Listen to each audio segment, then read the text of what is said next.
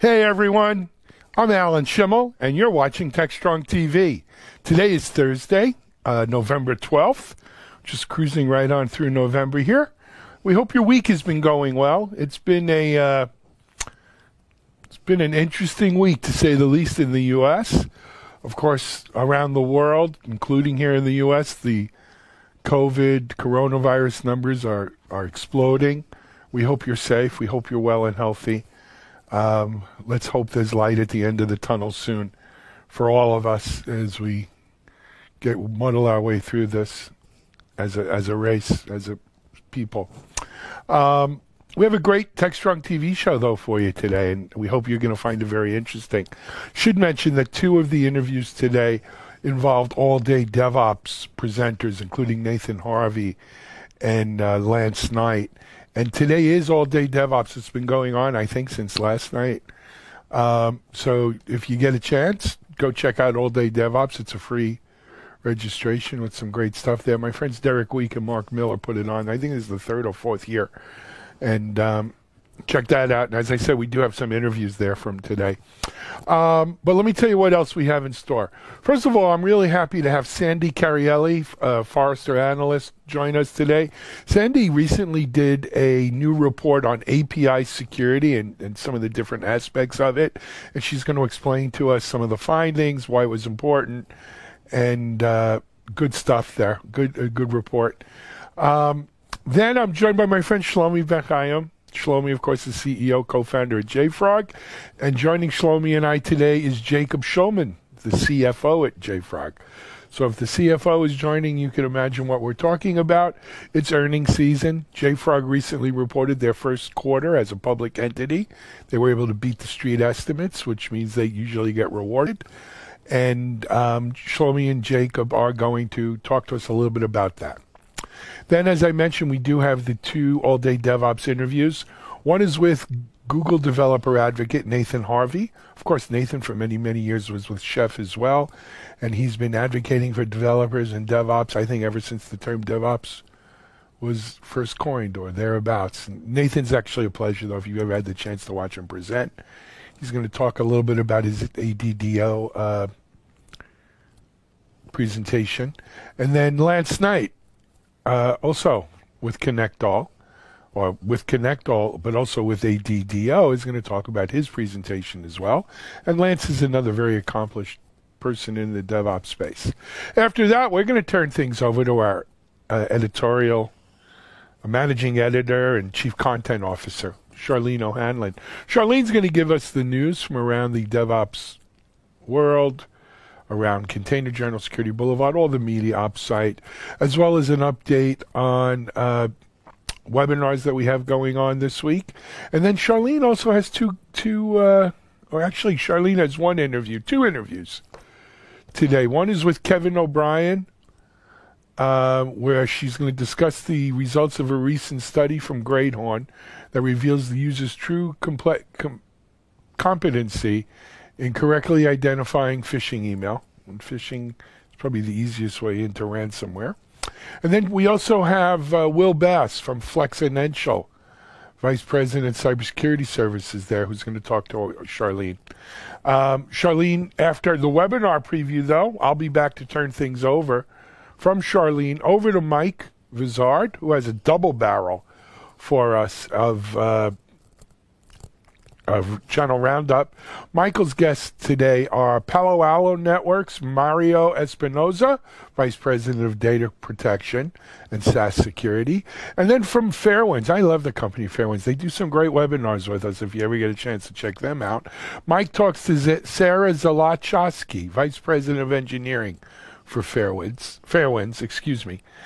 And so two good ones from Mike. And then we'll head over to the Analyst Corner with Mitch. Mitch has also two great double-barrel interviews today.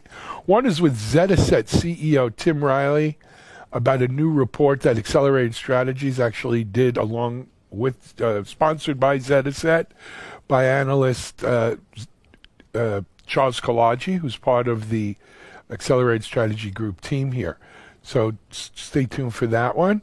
And then Mitchell also has another interview with Arshay Anand, product ambassador at Axelos, and David Crouch, advisory at Beyond 20, an advisor at Beyond 20. And of course, Axelos are the people behind Idle, the new Idle 4, or recently new Idle 4. And Mitch has that all in there. And then I'll be back to wrap things up.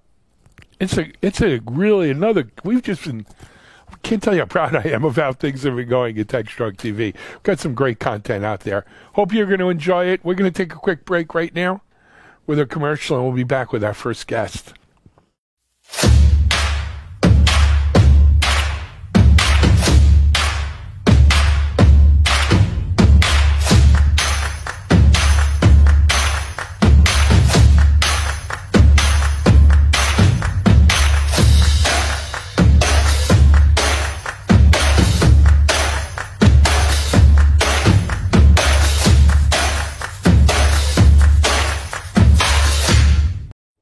Here we are now back for our TechStrong TV. As I mentioned, our first guest today is Forrester analyst Sandy Carielli.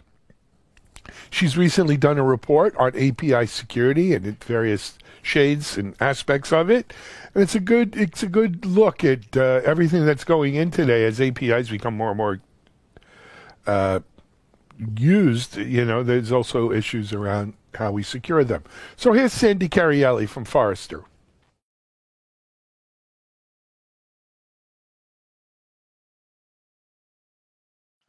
Hey, everyone. Thanks for joining us on another segment here for TechStrong TV. Our guest this segment is Sandy Carielli of Forrester. Sandy, welcome to TechStrong TV. Thanks very much, Alan. Great to be here today. Thank you. So our pleasure to have you here. So, Sandy, I mentioned you're from Forrester, but why don't you give people a little bit of your background and what you do at Yeah, Forrester, absolutely. what you're involved in? Great. Yeah.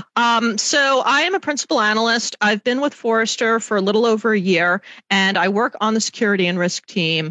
My particular area of focus, my area of coverage is application security. And that includes a pretty wide range of technologies. It includes everything on pre-release testing as well as post-deployment protections and that DevSecOps relationship between development and security. One of the areas that I've been really interested in looking at in recent months has been API security because it's a newer method of development and it comes with its own set of security concerns that people need to consider and look at. Absolutely. Well, look, there's a lot of people who say if it's not AppSec, it don't mean anything anymore. The whole world of security is kind of focused in on AppSec, and it's been like that for a couple of years. And, I'm old, so I probably have a contrarian view to that. I think, there are very important parts of security that aren't necessarily AppSec, but AppSec certainly has taken a major focus for us. And then, as you mentioned, API Sec, as they're calling it now, has really gotten so focused and hot. I've probably seen 2 or 3 startups in the last 2 or 3 months. That have raised money that are playing in there. That certainly doesn't surprise me. And what you said about application security in general, what I'll tell you is that when organizations report breaches, applications are still the most common way in. So yes, there are other ways that, there's ransomware and there's other types of malware and there's identity issues, but applications are a very, very common way in for attackers. And APIs are, another way of building applications. You do see a lot out there. Absolutely. And, I don't want to get into the COVID thing right now, but obviously with COVID, we've also seen a rise of, let's call it rapid application development. Yes.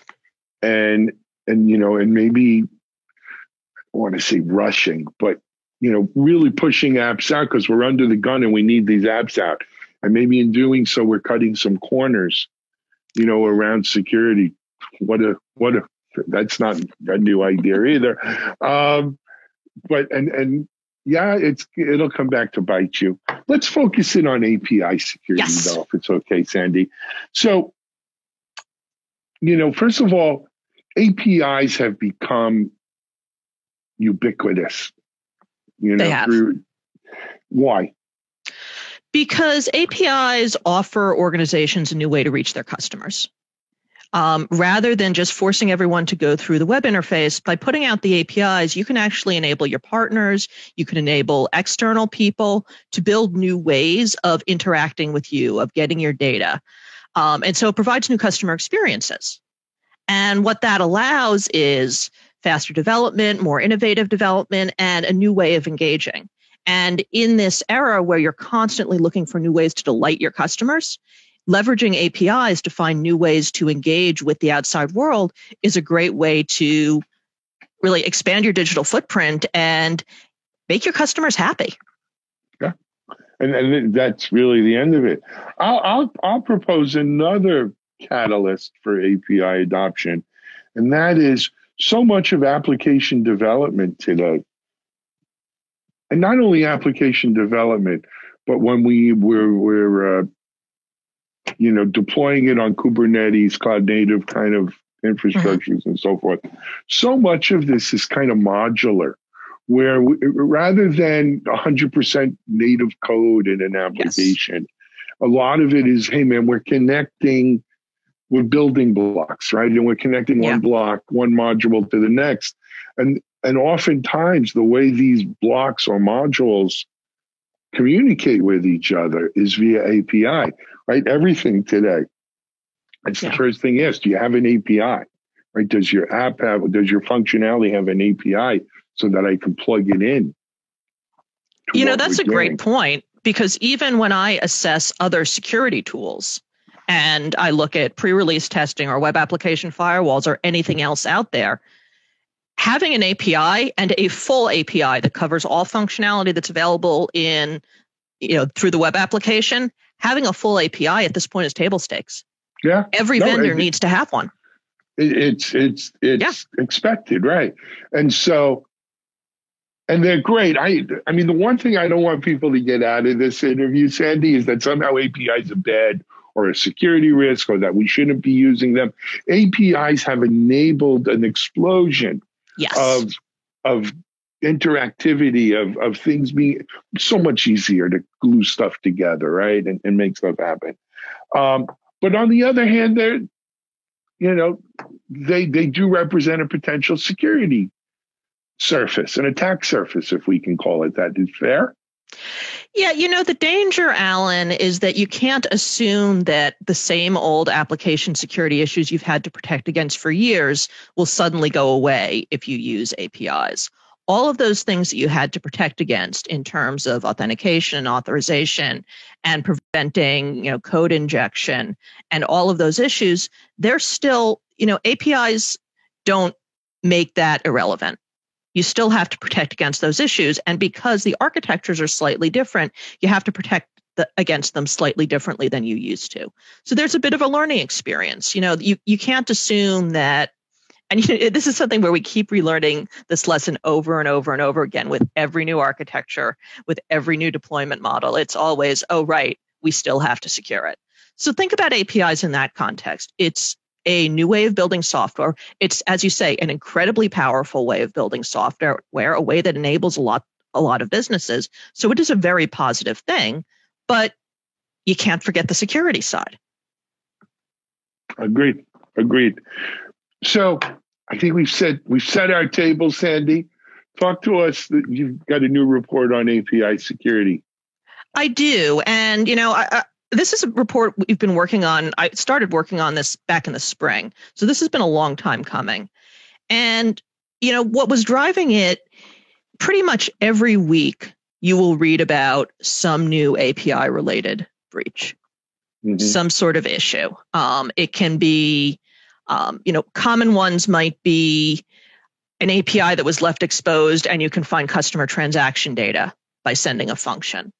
Or there was an issue, you were talking about COVID earlier, an issue with a couple of the contact tracing COVID tracking applications that were built, as you said, probably very quickly, leveraged APIs, and they weren't doing the proper authorization checks and access controls so that somebody on the other side of the world could actually determine the COVID status of anyone in India down to the household, because they were able to get past the geographic limiters. And so that was an issue with India's COVID tracking app. And, was an issue with Xiaomi pet food feeders, where the APIs were left exposed and you could change the feeding schedule of someone else's pet. It sounds kind of silly, right? But all these ways in which if APIs are not tracked, if the permissions aren't managed, if you're not controlling the parameters, just like we learned with regular web applications 20 years ago, attackers can introduce other ways in. And that's what drove the report to begin with. So what we started to look at is, okay, what is the set? Knowing that those are some of the issues out there, that APIs are subject to many of those same issues as web applications, but they're also subject to additional or slightly different issues. Knowing that API discovery is still a huge problem, that a lot of organizations don't necessarily know the full set of APIs in their environment. And like everything else, that can make it hard to protect. What are the options for security professionals? What are the different tools that are out there? What are the best ways to approach this? When you really have to look at APIs, because it's another way of building an application, it's not just a single tool. So you're not going to protect it by, there are API security tools out there and they solve part of the problem. But you also need the rest of your security tooling to be able to, for lack of a better way, speak API, be able to support APIs in their tooling. You need to be able to do pre-release testing on APIs. You need your web application firewall to be able to understand and, if necessary, block API calls. Same with your bot management. All of these tools need to be able to handle APIs as well. So it's a bit of a complex problem. It certainly is. It certainly is. So I mentioned Kubernetes Cloud Native earlier, right? And we see APIs, especially around like service mesh, for instance, right? I think one of and you mentioned it too, that you can't forget everything we've learned about basic security in AppSec over the last 20 years now when we apply to APIs. But concepts like zero trust, for instance, right? There's no reason we can't carry zero trust over to our API security kind of profile and postures as well. No? You're absolutely right, Alan. Yes. One of the things that I'm seeing a lot when I look at the range of tooling available, you start to get into application microsegmentation tooling, which, similar to what you were talking about with respect to container security tooling, it's about separation. It's about really limiting the context of any container or API or serverless function or anything to, a much smaller context. And think of application microsegmentation as one really critical step in zero trust at the app level. We talk a lot about zero trust at the network level or at the identity level, but zero trust at the application level is just as important here. And so, yes, the microsegmentation really feeds well into the zero trust story. Sure does. There's also, just like there are, I don't want to use the word silos because we're DevOps.com and we stay away from silos too, Sandy. But just as there are segments in AppSec, right? You alluded to them earlier. There are certainly segments that we're seeing develop within the larger API security market, right? Yes. We can focus in on API gateways. We can focus on API management. But that's not all. There are others. Microsegmentation, another one that you brought up.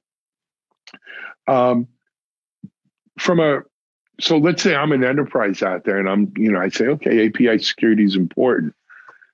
Is this going to be sort of a Tower of Babel in terms of dealing with different vendors?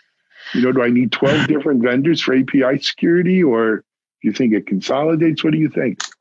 Well, it can be a bit of a patchwork right now. And you have to look at API security a couple of ways. You have to look at it from development through to deployment. So from that standpoint, but also at the production level from end user all the way through back end. So how are you managing and protecting your APIs during the software development lifecycle, but also how are you protecting it at each stage of the API, being sent and API calls being made and all of that? There's not a single API security tool. So from that standpoint, I wish I could tell you you're going to get one vendor. Take a look at what you already, at what you already have. You probably already have some pre-release testing tools. You probably already have a web application firewall. You probably already have an API gateway. Yeah. So then the key is to go back to those vendors and figure out what they offer in terms of API security. And each of them offers something slightly different. And the maturity varies even within each market. Every WAF doesn't protect APIs the same way at this point. So as a security professional, what you really need to do is go back to your existing vendors, understand what they have and how that's going to protect your APIs, and then ask yourself two questions. What gaps do I have? 1. What overlaps do I have? 2. You may find that you have multiple types of tooling that are handling OAuth, that are handling authentication that you might be using for your APIs. And then it's a question of, where is it in place and where should you be using it? On the other hand, you may also find that you don't have anything right now that is serving to validate API calls based on knowledge of their parameters, based on knowledge of the configuration and the specification. So that's the other piece of it. So yeah, it's not an easy answer. It's knowing what you have. Do you think that's a reflection on the maturity of the API security market itself, or more just to the complexity of the problem, or a little of both? Probably some of each, honestly. API security is still an emerging space. It is not fully mature. It is considered very high value. I would say of the technologies that I cover at Forrester, it is one of the ones that I get the most questions about, that organizations, when I survey them, they're doing the most with, they see the most value in. There's a lot of passion around this and a lot of realization that we need this. So there's definitely some maturing to do. And over time, I think some of this, Alan, will settle out in terms of which tools address which requirements. So there is that piece of it. But yeah, there is, there is also the question of, how this is all going to fit together. Yeah. I think we'll have to see that. Sandy, if you don't mind, I'm going to lift us out of the weeds of the technical. Yes, stuff. Let's talk a little bit about the report. So, obviously there was some surveys done. You spoke to a bunch of people. What were kind of the demographics here of the people you spoke to? So for this report, we didn't, this was less survey driven. What I actually ended up doing, I spoke to a lot of the vendors that were addressing API security in different ways. We looked at API gateway, API management vendors who address this from one perspective, and they're, traditionally much more developer driven. And so they bring one perspective into it. We spoke to web application firewall vendors. We spoke to bot management vendors. We tried to get the range. We spoke to some API security specialists as well. And we often started with, okay, so what are your customers asking you for first? Want to guess the number one answer? The first thing that is of concern? Discovery. Really? Organizations. I wouldn't guess that. Organizations don't know what APIs exist in their environment. And the risks from rogue APIs, from, unprotected APIs is so great that there's a real need to get a handle around that. So many of these vendors were telling me that the first thing they have to solve for their problems is that inventory question. What do we have? That is the first thing. So yeah, that's how that approached. I have a comment on that.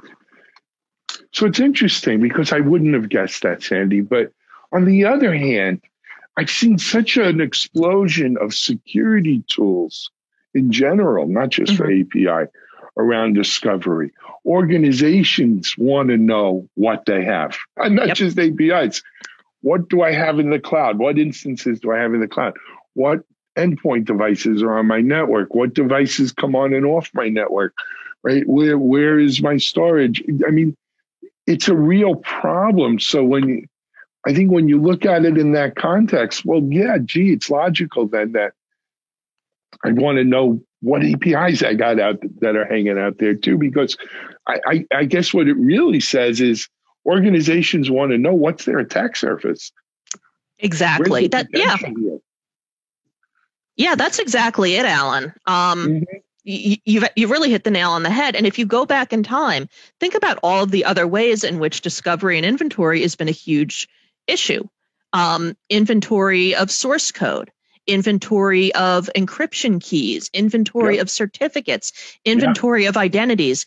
It's always a discovery problem. Yeah. Always, always, always. So in some ways, it's surprising and yet it's not, right?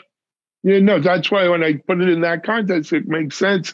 And then the other thing we see is, ways of doing inventory. One is kind of the outside looking in model, right? So what do I see? What do you expose?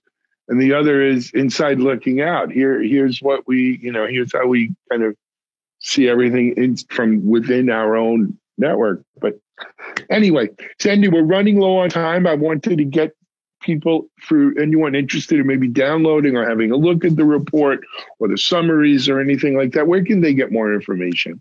Yeah, so two things, actually. One, you can, if you're a Forrester customer, you can download the report at Forrester.com, and it should be out there on the website. Also, we are doing a webinar based on the content in the report in early December. December 8th, I believe. And I and my co-author, David Muda, are going to walk through some of what you and I have talked about. What are the big challenges with respect to API security? What are the tools that are out there? What do you need to consider in terms of design through deployment and end user through backend? How does this all fit together? And what can you do as a security pro to make your life easier? So two different ways you can engage. And we also put out a blog on Forrester.com a couple of weeks ago on the same topic. The webinar is open to anyone or just Forrester customers? Forrester customers. Okay. And you can get that information also on Forrester.com. Yes. If you go to Forrester.com and you look at events and upcoming webinars, we're there. The blog, anyone can take a look at. So I definitely encourage you to check that out. David and I went through and tried to put some high-level thoughts together that could be relevant for everyone. So I hope you all enjoy it. Very cool. Sandy, thanks so much for coming and spending a little time with us here on TechStrong TV. Appreciate it. Thanks very much for having me. Our pleasure. Sandy Carielli, Forrester, new report on API security. Go check that out. Come back and see us again. Will do. Thank you. All righty. Hey, this is Alan Schimmel for TechStrong TV. We're going to be right back with another guest.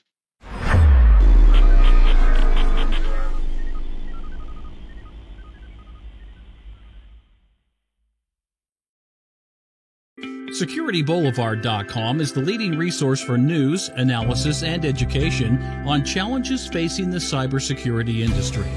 SecurityBoulevard.com covers all aspects of cybersecurity, including data security, DevSecOps, cloud security, application security, network security, security threats, and more. SecurityBoulevard.com has the largest selection of security content, featuring breaking news, blog posts, podcasts, and more. Visit www.securityboulevard.com to learn more. SecurityBoulevard.com, home of Security Bloggers Network. Living the dream of being a public company means that you got to report your earnings every quarter, and you can be rewarded or slapped down because of it. JFrog recently reported their first quarter as a public entity, and happy to report they beat the street estimates. Shlomi Ben Chaim, CEO, co-founder, and Jacob Shulman, CFO of JFrog, join us now to discuss this first quarter's results, what was behind it, and what we can expect going forward. So here's my interview with Jacob Shulman and Shlomi Ben Chaim. This is Digital Anarchist. Hey, everyone. Thanks for joining us here on another TechStrong TV episode. We're happy to be joined by my friend Shlomi Ben Chaim. Shlomi, of course, is CEO, co-founder at JFrog. Shlomi, welcome. Hi, Alan. Thanks for having me. It's a pleasure. And then joining Shlomi and I, a newcomer to our show, is Jacob Shulman. Jacob is the CFO at JFrog. Jacob, welcome. Thank you, Alan. Thanks for having me. Thank you. So if we got the CFO here, we're talking money. And of course, just this, JFrog just announced, I guess it was last week, their first quarter as a public company, and it was well received from what I saw on the street. But let's talk a little about it. I mean, I remember doing this in the year 2000 in the .com days, our first quarter, and doing the whole dog and pony show around it. But Jacob, I'm going to ask you as the CFO, how was it? How did it go? Was it what you expected? Lessons learned? What did you think? Yeah, first of all, it's an amazing experience. The IPO process and the earnings call, all virtual, right? So software becoming an integral part of our life.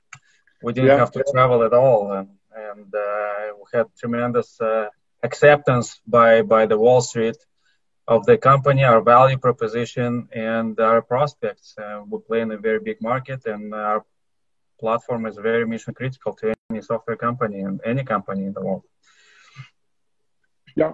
Shlomi, how was it for you? I guess it is virtual. It's not quite the same as being in Wall Street necessarily, but doing an earnings call is it's stressful.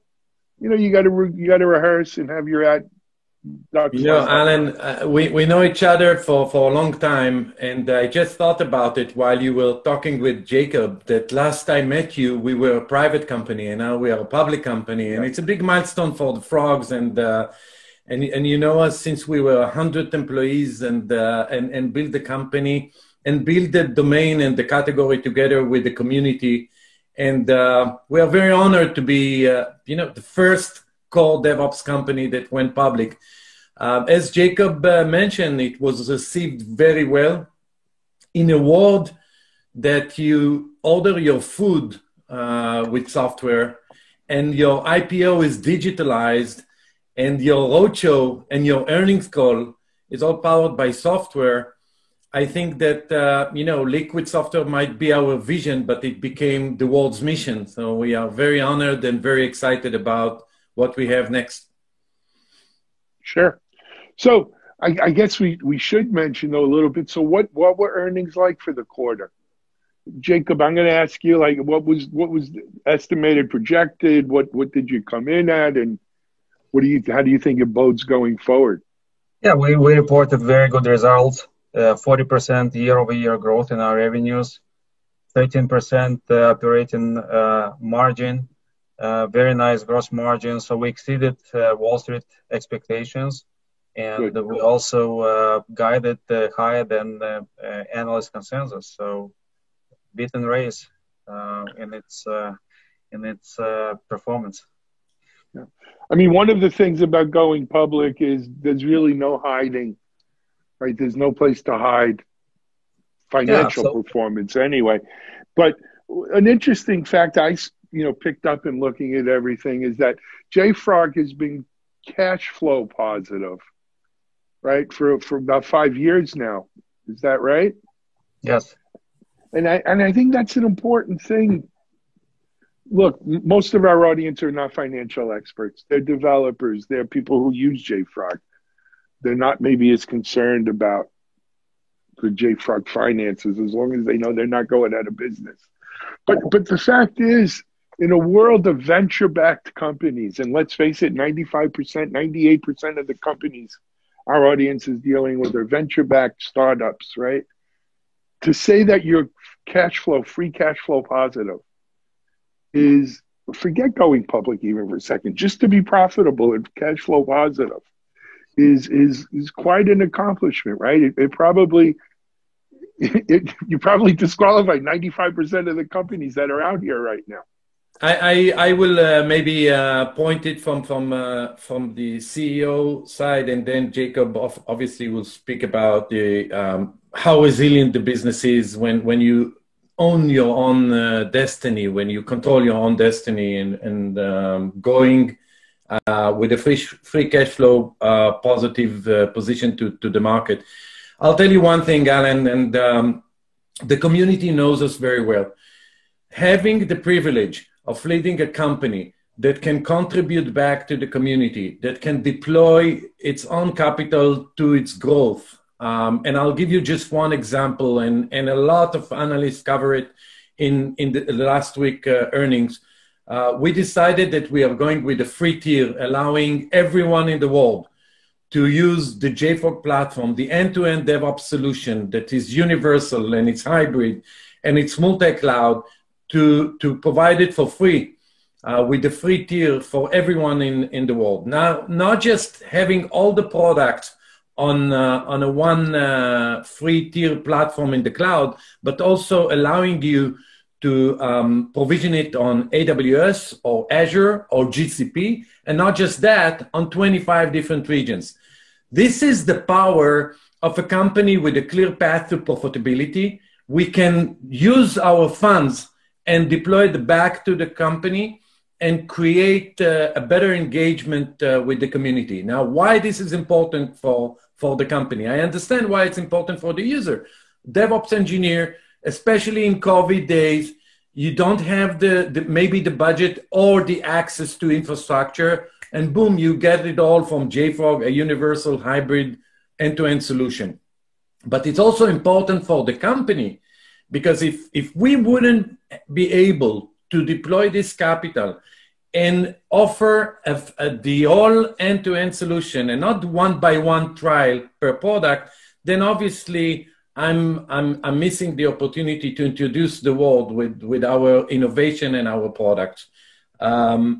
It takes a lot of efforts and investment, and it's not just the hosting cost, it's everything around it, including support and everything that we invest. And this is, for me, a better engagement with the community. This is, for me, a commitment to my customers that they have a free trial, a free ride, without any sales and marketing intervention. You know us, Alan, one of the reasons that we are cash flow positive is the fact that we don't have even one direct field sales in the field. Our products are not being sold, they are being bought. And we are very honored. And I think that if you build a business that way, it gives you a lot of room to give back. You know, it's actually, Shlomi, we actually interviewed Stephen Chin when the free tier came out. Right. And it's not just that it's a trial, right? One way of looking at it a trial is it is a trial, but it's also free forever, right? So if you're going to stay at that tier, it's free forever. And look, you talk about not having sales. You know, I'll say it here in front of everyone, on whoever's the 9,000 or 10,000 people who watch this. You know, I've been talking for the last year about the rise of the, you know, that the builder shall inherit the earth, the democratization of IT. And truth be told, I stole it from you, right? I was at a, I was at a, I forgot where we were with the airplanes or wherever it was at one of the events. And you actually, you know, I've maybe expanded since then on it, but you gave me that nugget of this idea of there's a new era. We don't need enterprise salespeople taking the CTO out or CIO out for dinner and martinis, right? No, we want to, right? You know, I like martini, and it's great any now and then to have one, but with not if you have it with your friends, not with the goal of signing a deal. It's long gone. Enterprise 4.0 looks at the low touch, self-service. Let me try it. Don't send your army of marketing and salespeople after me. If I like it, I will become your champion. If I don't, then you should go and improve your products. And this is what we did for the past 12 years. The democracy of developers is growing. These are the rainmakers of the world. And companies and enterprise that will fail to understand that will fall behind. Agreed. Let me bring it back because we've got Jacob here. We got to take advantage of it. You know, Jacob, I helped do a IPO and manage a public company back in the .com days. And I'll be honest with you, it left a very bad taste in my mouth because we wound up managing quarter to quarter instead of, but we didn't have the free cash flow. We were burning cash like it was the .com days. And so, quarter to quarter, it was like driving a sailboat like this when the straightest line between 2 points, the shortest line between 2 points is a straight line, but we're driving whatever the market's telling us we should be doing. And it really messed up what was we went through about $500 million. So now you got a quarter under your belt, the market's patting you on the back. From a CFO perspective, and then Shlomi, to you as a CEO, how do you avoid giving into that, you should do this, you should do that, when you have your vision? Yeah, Shlomi, I'll start and then Eugene. So we as a company, we define our strategy, which is a long-term strategy, and we pursue the strategy.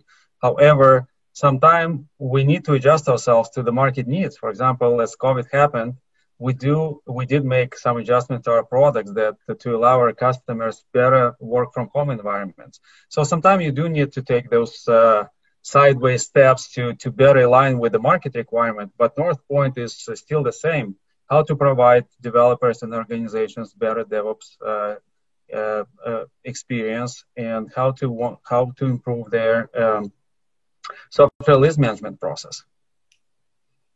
Shlomi? Well, first, I'm listening to my CFO speaking about bottoms up and developers and wearing a T-shirt, and you will not find a CFO that is so technical as our Jacob. Half of the company don't call him Jacob anymore; they call him JFrog. So yeah, all right. I'll tell you one thing, Alan. It's been a long journey for the frogs, and every leap that we've done was a leap forward and another value that we provided to the market. We started with a repository with Artifactory, then Xray for security, then JFrog distribution for software package distribution. But we will always focus on two things. Number one, hearing and listening well to what the community have to say about our products. And number two is to stay aligned with our philosophy that the primary asset in the DevOps pipeline is software packages and binaries. And this keeps us focused. We can do thousands of things around that. We can do a source code repository, or we can do all kind of cybersecurity, and you can connect all the dots if you really want on a philosophical level. But our expertise is the 0 and 1. We are the binaries people. And since the software packages are exploding because of microservices and open source and containers, everybody creates and consumes millions of software packages a day. JFrog built the full business around it, and DevOps happened. DevOps is fueled by software packages, and we are very focused there and expanding our portfolio on the other hand. Let's follow up on that, and then we probably got to be thinking of wrapping up. So, as I said earlier, our audience is not CFOs, right? They're very happy to see JFrog's success because JFrog's success is the industry's success. And quite frankly, most of our audience says the free tier is nice, but our organization needs more, right? Needs more than the free tier. We're a paying customer. What is this earnings season? What does, over the last quarter or so that JFrog's now public, what does it mean for those people? What can they expect to see a benefit, better product, better something? How is it going to help them? Shlomi? Yes. So, Alan, you know that part of our product philosophy is the freedom of choice. This is why universality matters to us. Freedom of choice of developers goes everywhere. It goes to the infrastructure for deployment environment. It's the software packages that we support. It's the integration with their ecosystem. Our commitment to them is that our tools will work with whatever you feel comfortable and your organization needs. But what we started to see is that it's also very important to have this flexibility at the enterprise. No one just wants to be a cloud a company. I'm talking about the Fortune 100, Fortune 1000. They all speak about hybrid. They speak about the flexibility of creating a hybrid environment, a multi-cloud environment, a multi-region environment, consolidating the repositories and not having a repository per package. And we are very honored to see that other players in the market are following this philosophy. What we pitched 8 and 10 years ago started to be the mainstream. And what the world should expect coming from JFrog is more security capabilities with Xray expanded to the right, supporting the software packages all the way to the edge. What the world should expect is a better and stronger software package distribution. We just released the peer-to-peer that not just create the circle of trust for your software packages all the way from Artifactory through Xray to JFrog distribution, but also ease the stress on the network. We are very minded to how can we make the developer the champion of the organization, because DevOps is happening. It's not a question of if, it's a question of when. Sure. Hey, we've got to bang off, but Shlomi and Jacob, I know you guys, don't you have a virtual event on financials coming up soon? No, on the financial sector? We did an automotive DevOps summit. It was wonderful, very focused, great companies like Volvo, Toyota, Daimler, and others. We had the DevOps summit for FinTech. Alan, the top 10 banks of the world were in our panel. I saw it in the gut. It was amazing. And just coming up, the first ever DevOps summit in the cloud. We are doing one day with AWS, one day with Microsoft Azure, and one day with Google Cloud. All of them are great partners of ours. All of them are very active in the community. And this is the first DevOps summit that is dedicated to the cloud one by one. So stay tuned. It's coming soon. Fantastic. Shlomi, always a pleasure seeing you. Jacob, very nice meeting you. Congratulations on your first quarter out there in the public. Here's to many, many more and good ones. We'll speak to you soon. This is Alan Shimel for TechStrong TV. We'll be right back with our next guest.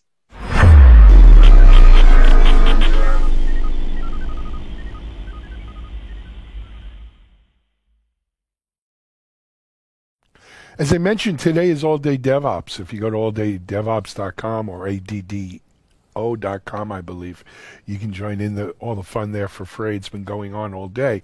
But we have 2 interviews we did with some of the ADDO folks. One is Nathan Harvey of Google, and the other is Lance Knight from ConnectAll. 2 great speakers from ADDO and just great speakers in general in the DevOps space. Let's go to these 2 interviews, and do check out All Day DevOps today. Hi, this is Mark Miller, co-founder of All Day DevOps, and I'm here with Nathan Harvey from Google. Nathan, always good to see you. Mark, good to see you again, my friend. How are you? I'm doing really well. All Day DevOps is coming. We busted 16,000 registrations yesterday. My goodness. My goodness. And congratulations. 5th year anniversary, right? Oh, thank you. Yes. It's, the purpose of this too is to say thank you, because Google is actually sponsoring this year, led by you. Thank you for actually putting us in front. For people that don't know you, Nathan, what is a developer advocate? Because that's your role at Google. Yes, I am a developer advocate at Google, and my the role of a developer advocate is to go out into the world and help our customers, help our community understand and put into place the principles, practices, and technologies around, well, in my case, DevOps and site reliability engineering. Right, and that leads directly into why you wanted to participate in All Day DevOps, right? Well, I'll tell you what, I've been a speaker at All Day DevOps. I've been involved and a participant from the beginning. And so I love this conference. And so when it pops up every year, there's no question I'm coming back. It's funny, you and I were talking before we started recording, and you said, it's November, it's time for All Day DevOps. That's it. Yep.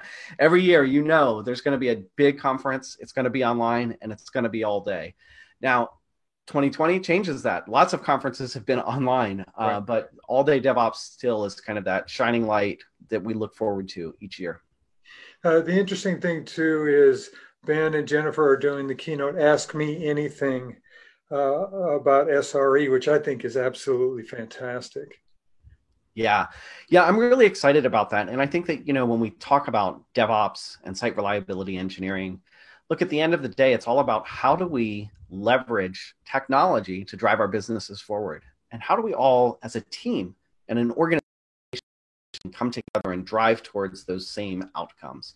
And so it's really fun for me to observe as this community is kind of bringing those two things together, the practice of site reliability engineering, the practice of DevOps. One of the things that a lot of people are thinking about too right now, Nathan, is the idea of the work at home. I mean, you're working from home now, I'm at home. How has this affected the work environment at Google in general? Man, it has definitely had tremendous impact. And in fact, we even have a couple of speakers during All Day DevOps that are going to talk about some of that. So Ramon is going to talk about a story of contingency plans for COVID-19. I think we also have someone else who's going to talk about scaling up Meet. Obviously Google has a Meet platform, and how have we responded to the pandemic during that? Because obviously our business has changed. Lots of people are now meeting online, but obviously it's also had tremendous impact on our employees. Many Googlers in the before time, if you will, met in the office, and now we're all completely distributed. What has it done for hiring at Google? Are you guys still hiring? Oh my goodness, yes, absolutely. And speaking of hiring, like obviously we're still hiring, but there's it really has changed the onboarding process as well. And so really having to be very mindful and thoughtful about how do you onboard a new employee when you can't bring 100 new employees together for a new employee orientation in the same physical space. How are you doing it? I mean, is it just a gigantic Zoom meeting or? Well, of course we'll use Meet, not Zoom, because we're Google, but yes, we do a ton of online. And the good thing is we're very fortunate that we had the infrastructure in place. Although you were meeting in person before, everything you were doing was essentially online. So that makes it a little bit easier, but man, the human connection that you get, I know everyone out there is missing that today. Yeah. We're actually going to do something different this year. I don't even know if I've told you yet. On breaks, we're going to play code names. On break, We've got an online version, and anybody can jump in, put a team together. There's got to be a way, as you say, to get that personal connection back, that whole idea of just getting together, having a beer, getting a cup of tea. And so we're going to try to do some new stuff like that. I hope you jump in on the breaks, see what's going on.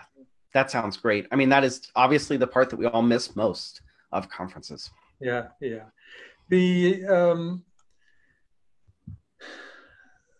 The thing about All Day DevOps is it's so large, as far 180 people from around the world. When you looked at the agenda and you saw what was going on, what is exciting you the most about this year's agenda? Look, it's always the talks, obviously.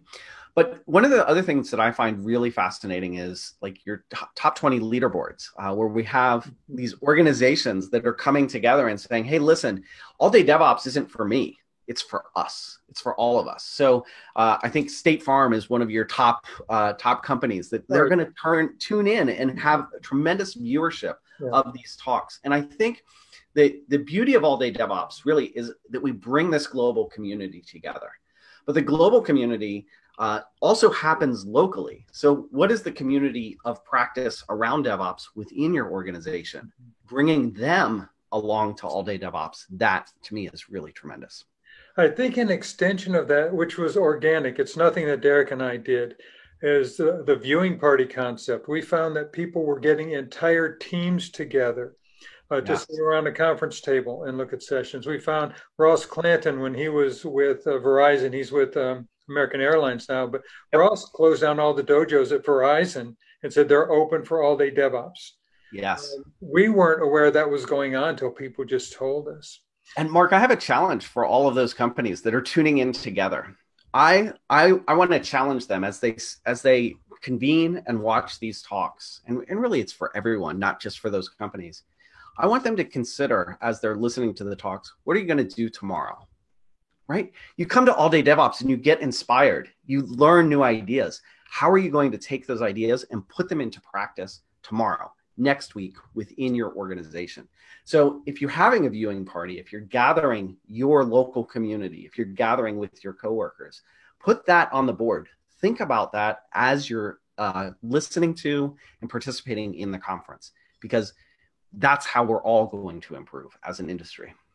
It's you're right on the money there. It's like that. When I'm talking to people specifically, that's the first thing I say is have a notebook and pen in your lap. And when you hear something that triggers you, what is that going to do to encourage you tomorrow?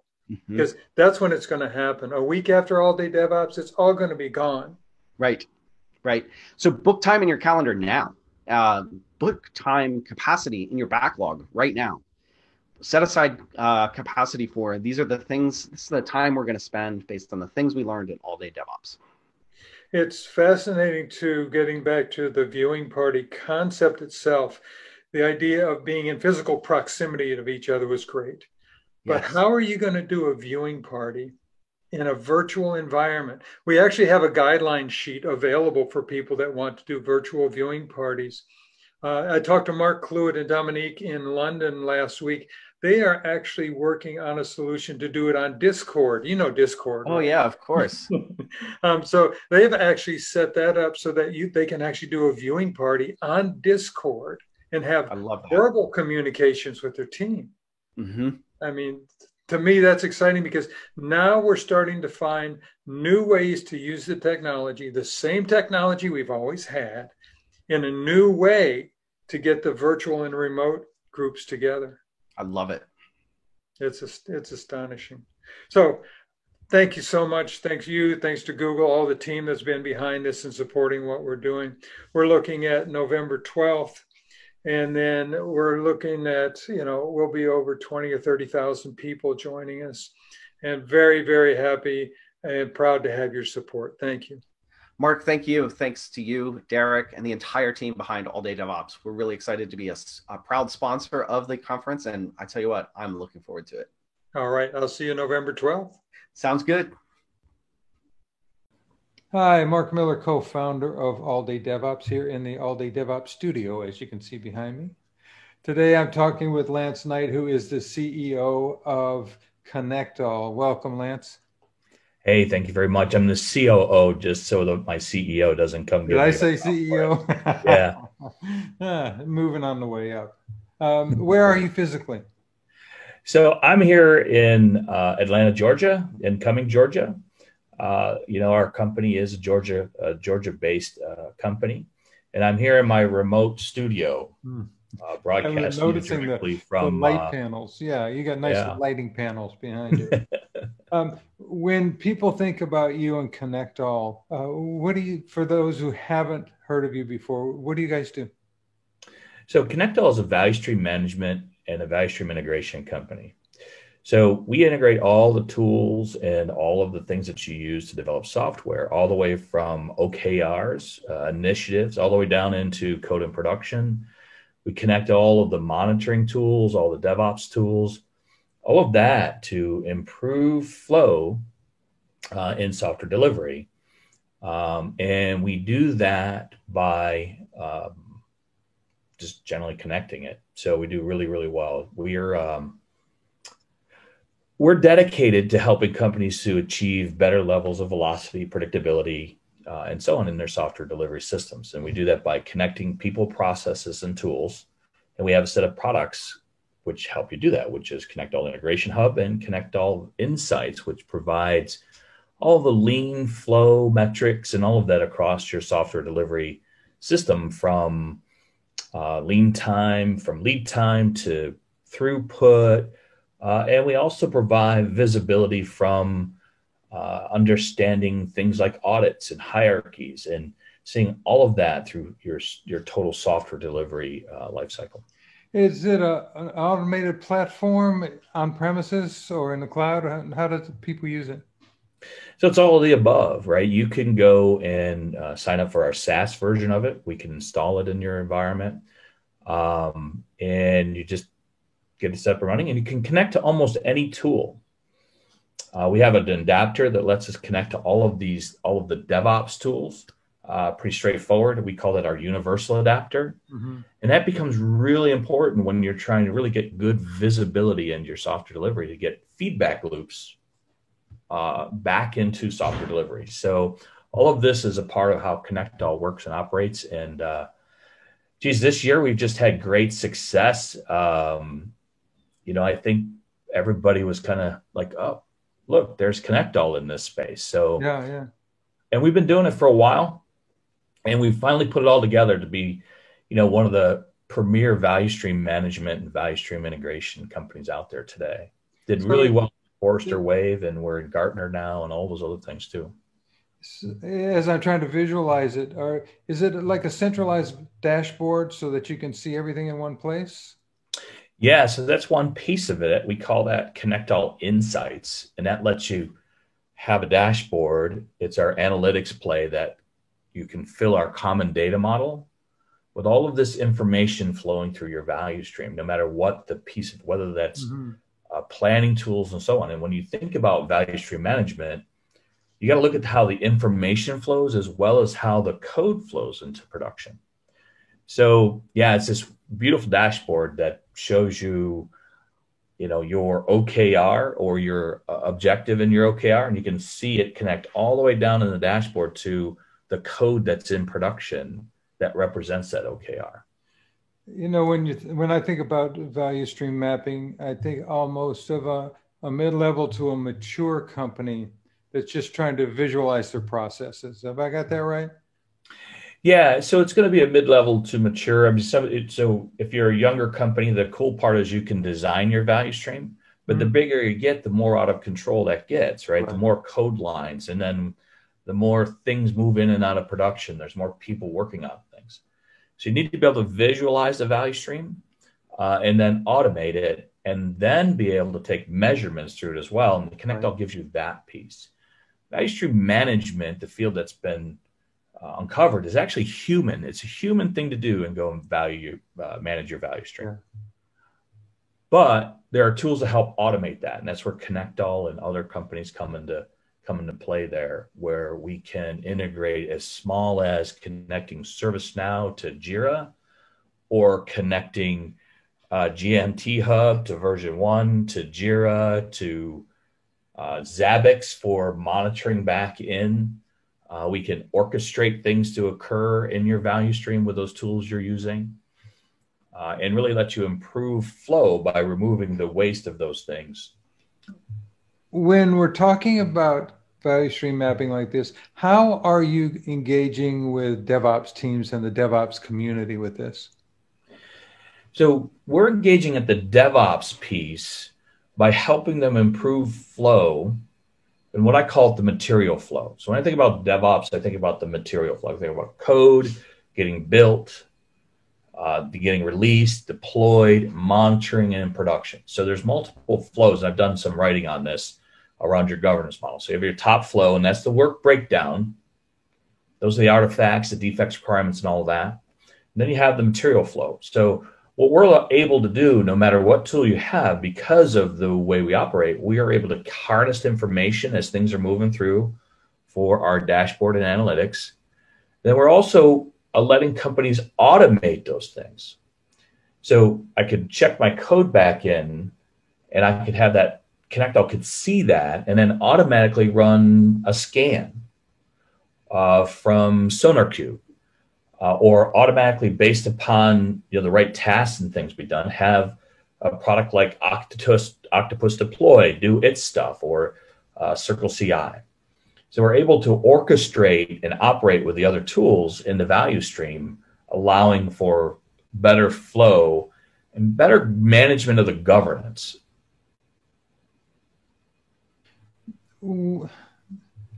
As we think about what's going on in the world around us now with the pandemic and everything, has that affected you guys as far as your work environment? I'm sure it has, because you have to go remote, but were you remote before?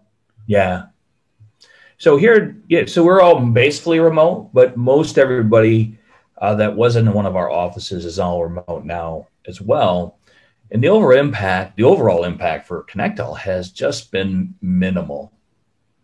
I think the biggest impact is felt because we're not in conferences together. Mm-hmm. Yeah. We're not networking, right? We're talking to people we know, but we're just not networking. But from a working perspective, not a lot of impact. Not a lot of impact on our business either. I mean, from a business perspective, we are just taking off this year, and oh my goodness, who's ConnectAll, right? So here we are. Even though we've been doing this for a long time, our branding and our marketing and what we're doing is starting to take off because the whole value stream management market, which we've been in for a while, is starting to accelerate as well. Yeah, the companies are really seeing the value in it. Value stream mapping, there is value, right? Mm-hmm. One of the things that people will want to know from you is, are you hiring? So we are, yeah. We're hiring in all different kind of facets of the business at the moment. North America, global, what are you looking for? Mostly North America right now. We're looking for value stream management consultants, people that can go in and work with companies and consult with them. We're looking for some salespeople as well. Mm-hmm. And then we're doing some hiring in our infrastructure team because, as you can imagine, our infrastructure for testing and all of that is pretty complicated. And we have a great testing harness that lets us do all these tests across all of our connections of all those different tools. But there's a lot of VMs involved and a lot of tests that happen when we do our automated process. All right, cool. So you are hiring, you look for people in North America, which moves us directly into November 12th. You guys are one of the major sponsors for All Day DevOps. Just curious, what are you looking forward to most? I mean, it's the largest event of its type in the world. There's got to be some stuff that you guys saw that's cool. It is really cool. And I'm looking forward to not just my, getting ConnectAll's name out there through the great venue offer, but getting in front of some of those sessions that you have going on around DevOps and see where ConnectAll really does play. I've been looking at some of the DevSecOps space and where ConnectAll kind of plays in there as well, and how we get feedback loops from some of that back into, your planning tools and so on. And I want to understand a lot more about observability. So I have a feeling that there's this connection between observability and value stream management. And I'm trying to bring that together as I look at it. It's interesting. I was talking to the CEO of Moogsoft yesterday, and their whole platform is around observability. And it just, after I talked to him, I started seeing the word and the term just starting to pop up on my radar where I hadn't noticed it before. Yeah, me too. Yeah, it's fascinating how that works. And you've got a session, right? All Day DevOps? I do have an all-day dev session, and I'm going to do it on feedback loops, DevOps feedback loops. Give me an overview. What are you going to talk about? And we'll talk about how to look for feedback loops, improve feedback loops. Usually when I do these sessions, I don't really go deep into our product. I like to give valuable information and then talk a little bit about how we do it. But I want to talk about how you can look at a system and look for the feedback loops and what type of feedback loops are in there, and just kind of give a good overview of how amplifying feedback loops is really important from a DevOps, DevSecOps, and a value stream management perspective. Excellent. I've been talking with Lance Knight, the COO of ConnectAll, who is one of the major sponsors of All Day DevOps. Lance, thanks for all you're doing for the community and your support for All Day DevOps. Thank you. All right. Mark Miller here, co-founder of All Day DevOps, and we will see you on November 12th. All right. Next, we're going to go to our managing editor, Chief Content Officer Charlene O'Hanlon. Excuse me. Charlene, as usual, has a roll-up of the news around the different Media Ops sites today, a great preview of webinars that are upcoming on the Media Ops channels, as well as two good interviews. One is with Will Bass from Flexential, and the other one is with Kevin O'Brien, Great Horn. Good stuff. Take it away, Charlene.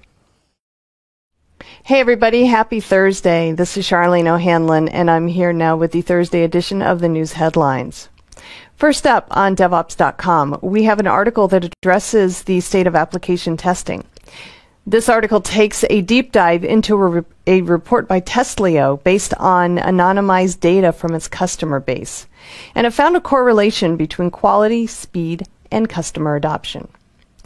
For example, according to the survey results, only 50% of customers would download an app that had a 3-star rating, and software that was released more frequently had higher review scores. There are some other interesting stats in the article worth looking at if you're doing mobile application development, or even if you're not, as it's interesting to see the relationship between speed, quality, and the way customers interact or don't interact with certain apps. We also have an interesting piece on how organizations can create an infrastructure as code security and governance program. And this is a step-by-step guide that organizations can use to add infrastructure as code security into their CI/CD pipelines to enforce security without slowing down developers. It's a nascent area still, but it's growing. We even have an IT as code section on DevOps.com. As more organizations adopt infrastructure as code to help solve issues, including those around security and performance, it's worth putting a pin in this article for referencing today and in the future.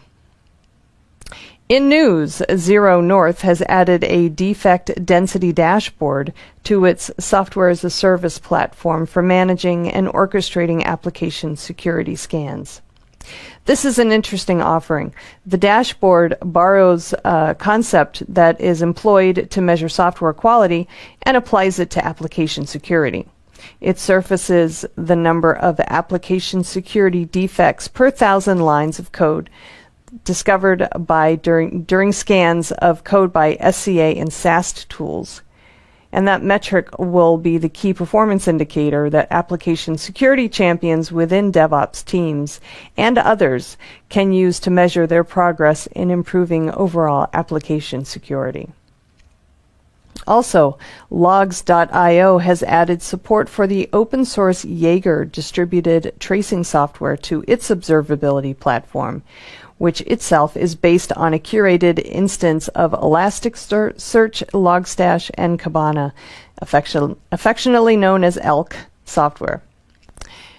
Jaeger is finding traction among DevOps teams who are deploying microservices-based applications based on containers, which tend to have a lot of dependencies that are challenging to monitor and troubleshoot.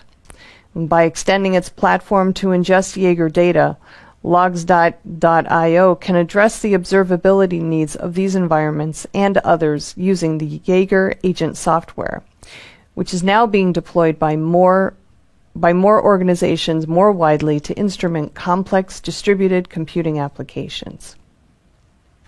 Okay, over on Container Journal, DigitalOcean announced a slew of offerings at its virtual Deploy by DigitalOcean event, including a container registry and a Deploy to DigitalOcean button to its application platform, which automates the deployment of open source code to the DigitalOcean Cloud service from a GitHub repository.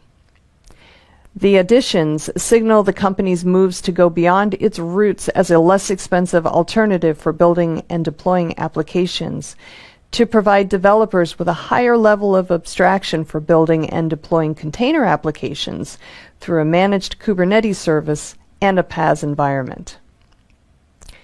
And LogDNA has added support for Kubernetes events and resource metrics to its namesake log management platform for applications that can be deployed in the cloud or on premises. Kubernetes events and resource metrics related to a specific service now can be viewed alongside application logs, which enables developers to troubleshoot and resolve deployment issues without requiring them to have specialized knowledge of Kubernetes tooling. In general, or the goal, according to the company, is to make it easier for developers to troubleshoot Kubernetes environments alongside all the other platforms that LogDNA already supports. And over on Security Boulevard, we have an interesting article that takes a look at the growing issue of identity fraud in the hiring process. Now that companies are working remotely almost 100%, the hiring process has changed. No more in-person, in-office interviews, and that opens the door for identity fraud and the possibility of opening the corporate network to cybercriminals. It's a troubling aspect of remote work, especially since 8 in 10 organizations believe they have experienced employee or candidate identity fraud, according to the article. And what's more, nearly half of organizations taking part in another survey said they weren't prepared for a remote hiring and onboarding process, which means they are definitely not prepared to handle identity verification remotely. Yet, identity verification is a must for organizations now more than ever. And we look at the concept of secure enclaves to keep the most critical data secure at all times. The Achilles heel of data security is that data must be decrypted to be used, which makes it fundamentally insecure. In today's computer architectures, all data, including those running in applications, must remain unencrypted in memory. It's then relatively easy for hackers to gain access to any data simply by getting physical or remote root access to hosted hardware. By dumping the memory, they can find the data or the keys to encrypted data they need. Secure enclaves may be the answer to that fundamental security flaw. Chip makers are now building specialized security features into their CPUs and platforms that enable the ability to create protected computing environments known as secure enclaves. Within secure enclaves, applications and other data, including encryption keys, are protected from theft or attack, even in the event that an insider or attacker gains physical or root access. Some neat stuff right there. All right, that's all I have for headlines today. Please check back on Monday when we will have a fresh batch for you. Until then, please have a great weekend and stay safe. This is Digital Anarchist. Everybody, welcome back to TechStrong TV. I'm Charlene O'Hanlon, and I'm here now with Will Bass, who's Vice President of Cybersecurity Services at Flexential. Will, thanks so much for taking the time talking with me today. I really do appreciate it. Absolutely. Happy to be here. Great. So let's talk about Flexential. I'm not real familiar with your company, so I wonder if you can kind of tell me a little bit about what you guys do and what your focus is on. Yeah, absolutely. Yeah, so Flexential, we've been around for about 20 years. We are actually a combination of two primarily data center companies, BioWest and Peak 10, merged in 2017. And that's when Flexential was born, which is really kind of how we view our IT services and how we work with our customers. It's a combination of flexible and essential. So really trying to help in those spaces. So we do co-location, we do private cloud, we do disaster recovery. And then we also have our professional services arm, which is where I'm located, and I've run our cybersecurity practice within our professional services organization. Nice. Okay. So you, I imagine, have seen kind of events unfolding over the last 6 or 8 months or so regarding the pandemic. I imagine you guys have a totally different perspective on the, just the way things have kind of gone through, with so many organizations sending their employees home to work fully remotely. What have you guys seen? What are some of the trends that you guys have seen in that space of time? Yeah, absolutely. No, it's been challenging for a lot of organizations out there sending their workforce home. That certainly happened with us. We're back in the office on a very limited basis at this point, with primarily most people working from home. I've been in the office just a couple of times in the last 6 months, which is certainly different. So really what we've kind of seen is back in March when this happened, organizations had, either a couple of days or maybe a week to shift their workers to remote working. And so what that led to is making, business decisions over security decision and getting their workers at home, getting them to work however they possibly can, so that business can continue and not really taking security into effect. So they were making security compromises. They were opening up things on their firewalls that probably shouldn't be opened. They were letting workers work from home systems because a lot of organizations do not have enough laptops for all of their employees. So now that you have home systems that are then now connecting back into the corporate network. So you saw kind of a lot of security compromise so they could keep business going, which has been a real challenge because the bad actors also realized this pretty quickly, which really has kind of expanded the threat landscape to all of these additional devices that are now out there and potential and frankly easier targets than it is to try and get through all the defenses that you typically have at the edge of a corporation or Yeah, and I do know that so many organizations were wholly unprepared to have an entire workforce accessing their VPNs at the same time. It just kind of broke the networks here, for a lot of companies. So a lot of lessons learned over the last 6 months.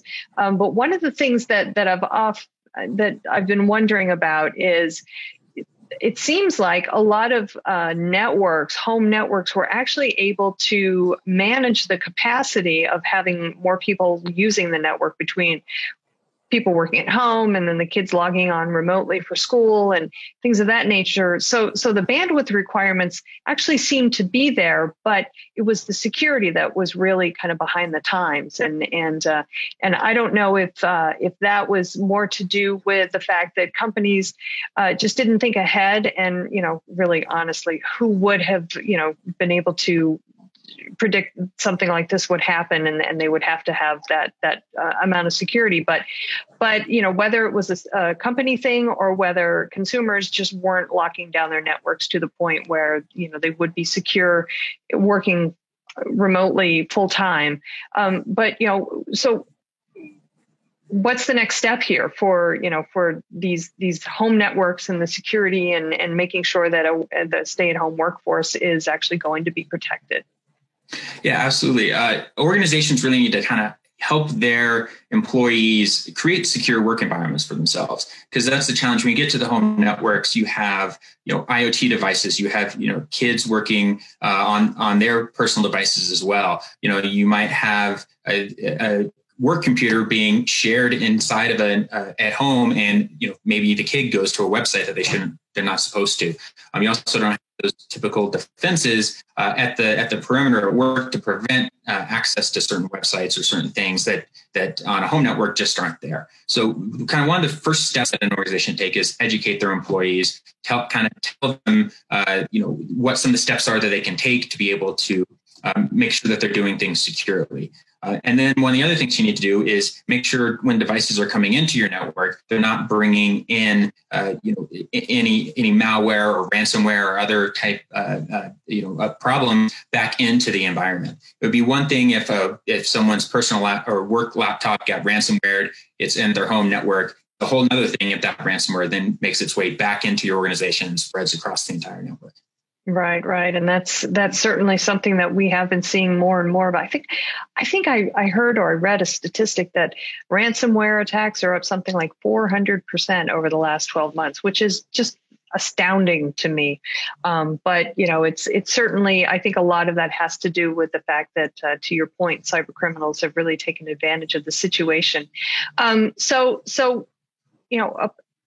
Are you advocating then that corporate networks or corporate IT departments kind of need to be the help desk, if you will, for home networks moving forward, or what's the end game there?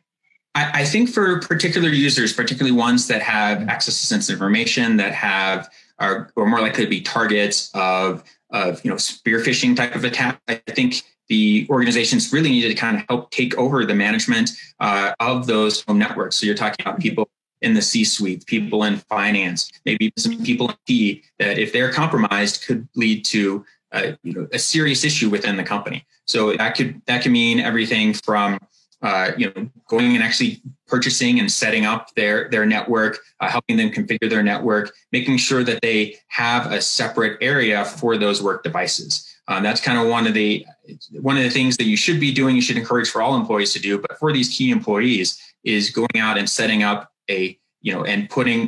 setting up a separate wireless network so they can connect to that. It's segmented from the rest of the network so that if they have an IoT device or something else on the network that gets compromised, it's not going to come back and compromise the work laptop as well. And so that way you can kind of isolate yourself and isolate those potential problems from that rest of that home network, because we are seeing that where particularly, when it comes to spear phishing and those type things, the bad actors out there know if the CFO, of this company, they're probably going to be able to figure out their personal email address. So instead of trying to get through all those work emails, maybe they target them through their personal email, hope to compromise the device, and then use that to get back into the network that way. It's a lot easier than going through all of the defenses that you would have on a corporate network.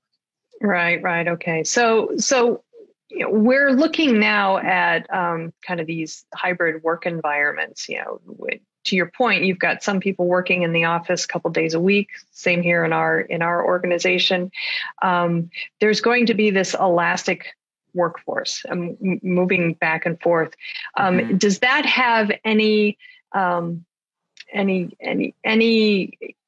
implications regarding security, whether the person is working in the office or working at home? I mean, what are some of the considerations there that organizations need to keep in mind moving forward as that workforce becomes increasingly elastic? Absolutely. One of the keys here is you have to push as many of your security protections out to the end devices as possible.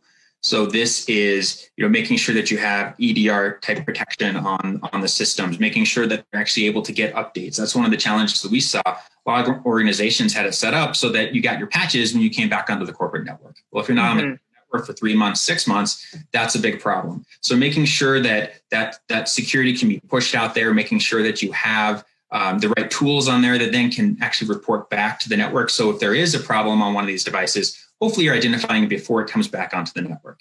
But then when devices do come back onto the network, if there are ways that you can come in and make sure that before it actually gets full access to everything on the network, you're doing scans of it to make sure that the systems are safe before they come back in and before they potentially spread whatever problems they may have picked up when they're outside of the environment. Okay. All right.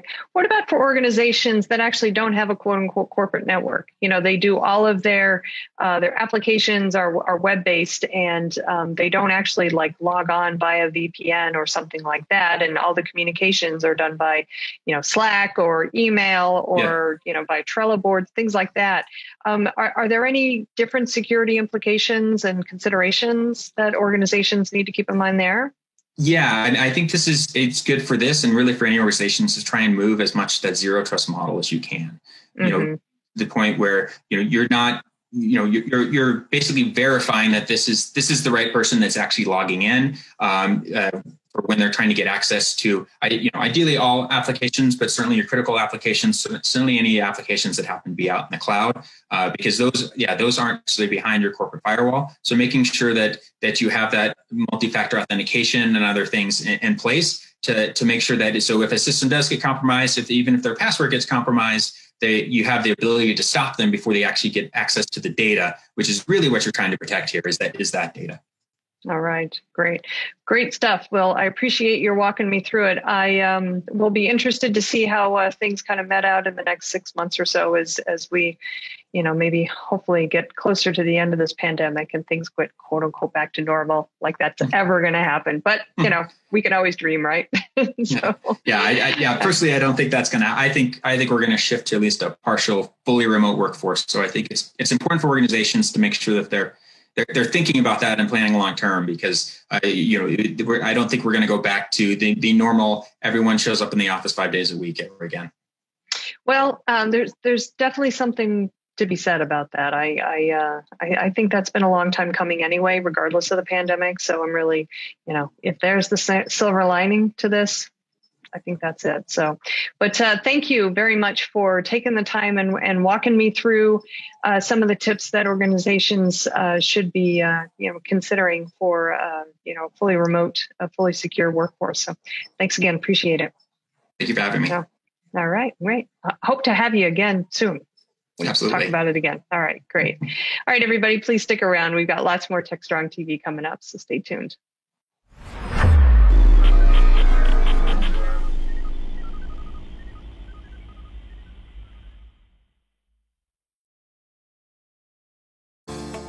Disruption is occurring across every aspect of IT. Open source, cloud services, DevOps, and cloud-native software architectures are democratizing IT and radically transforming how business is done. The old ways of creating software and doing IT are being replaced with agile, flexible, faster, and cheaper methods, benefiting vendors and users alike.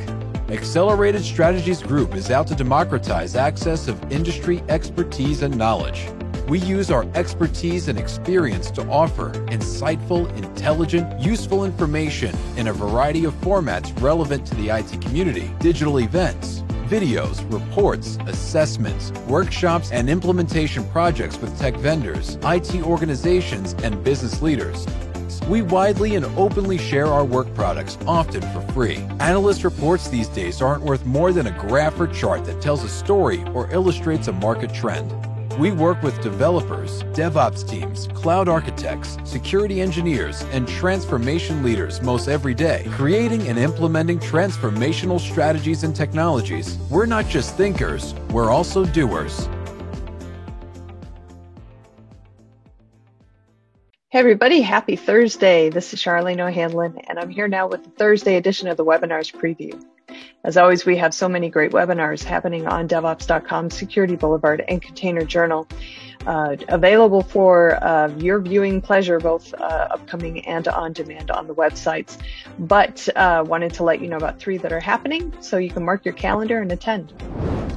The first webinar is called Managing Your Full Application Lifecycle Using GitOps. It's happening this Friday, November 13th at 1 p.m. Eastern on DevOps.com, and it's sponsored by CodeFresh.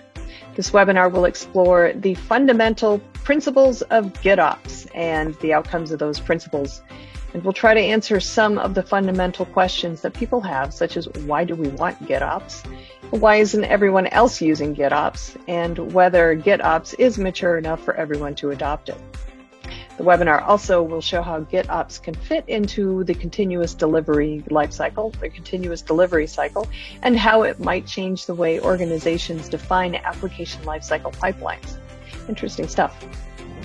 All right, the second webinar I want to let you know about is happening Monday, November 16th at 1 p.m. Eastern on Security Boulevard.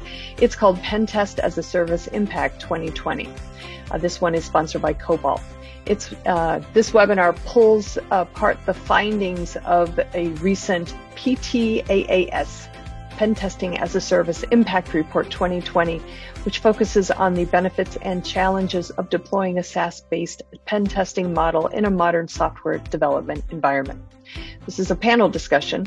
It features Carolyn Wong of Cobalt, Ryan Stinson of HubSpot, and Dr. Zhenxi Wang of Rain Capital.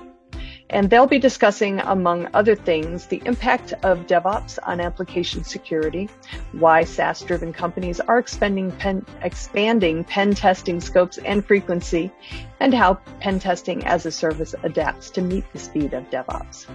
That should be an interesting webinar for sure.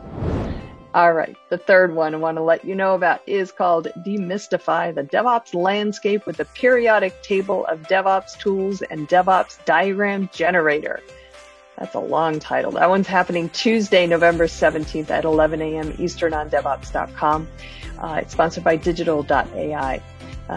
Now, the company put together the periodic table of DevOps tools a couple of years back, and it's a great resource for identifying those best-of-breed tools across the software development and delivery lifecycle.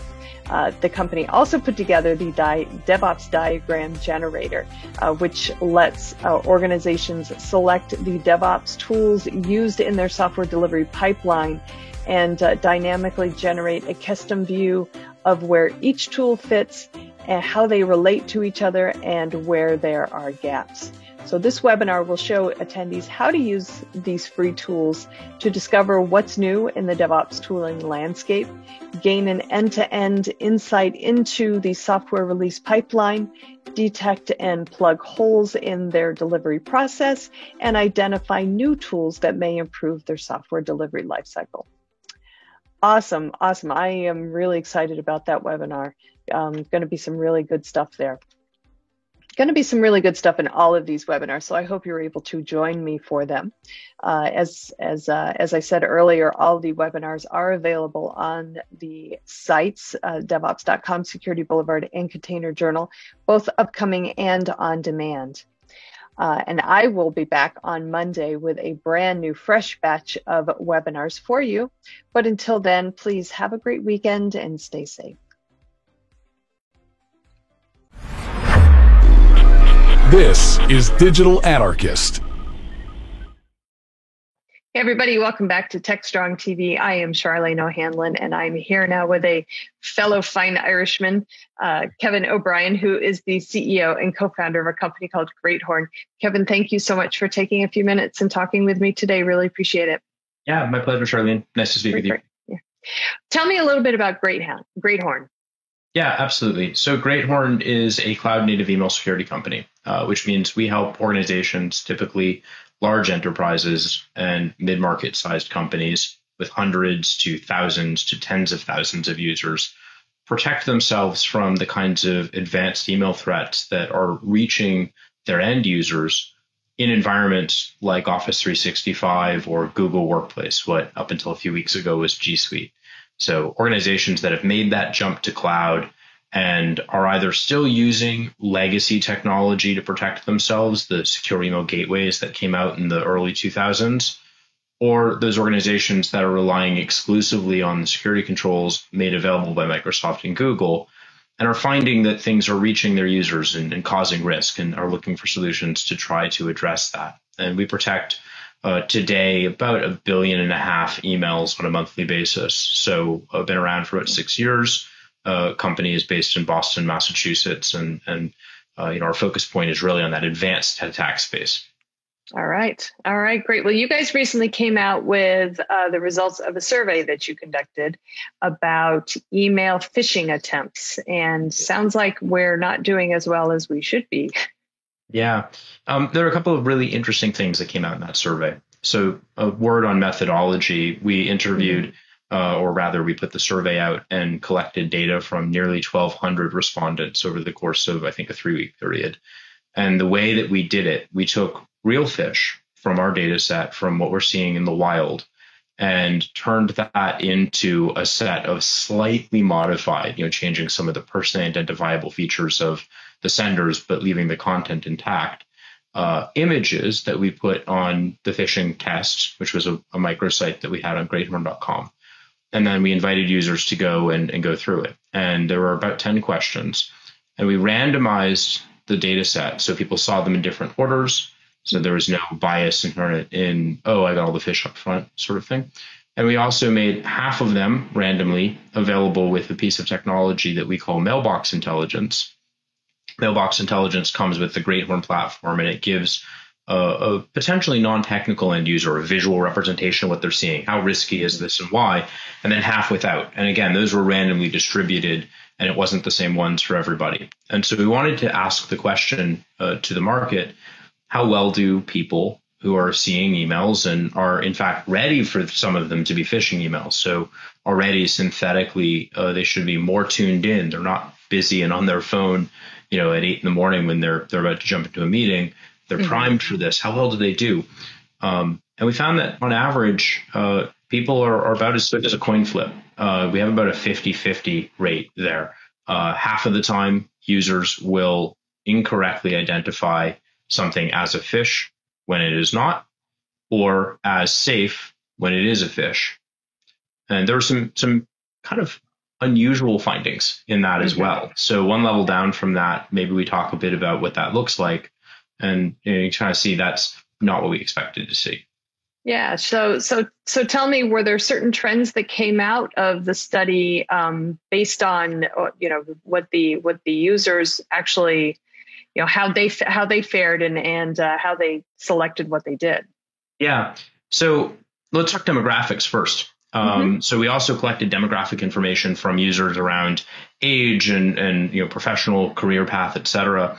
And if you compared the cohort of respondents between 18 and 44 to those who were over 45 years old, we found a bit more cynicism in the latter group, which is to say respondents over the age of 45 were more likely to view messages as suspicious or as phish, regardless of whether they were or were not. And so there's a potentially part of that digital divide, generational gap there, where people who have only ever grown up with technology in their hands, 18-year-olds and 19-year-olds, 20-year-olds, are more trusting of email than those of us who perhaps started our careers when that wasn't how we did things and evolved into that space. We also found that, again, there's a divide in terms of how people would view it. But those users who took the survey on a mobile client, and bear in mind, this is a website, right? So this has more information than a typical mobile email client will have. They were 13% less likely to identify phish correctly on a mobile device, even with all of that data. And these images were screenshots of what it would look like if you were sitting down in front of, say, a web browser or Outlook on your laptop or on your desktop. And even with all that extra information, just being on a mobile device made you less likely to detect whether something was or wasn't legitimate. That's interesting. That's really interesting. The demographic thing really strikes me because you would think that younger folks are a little bit more attuned to,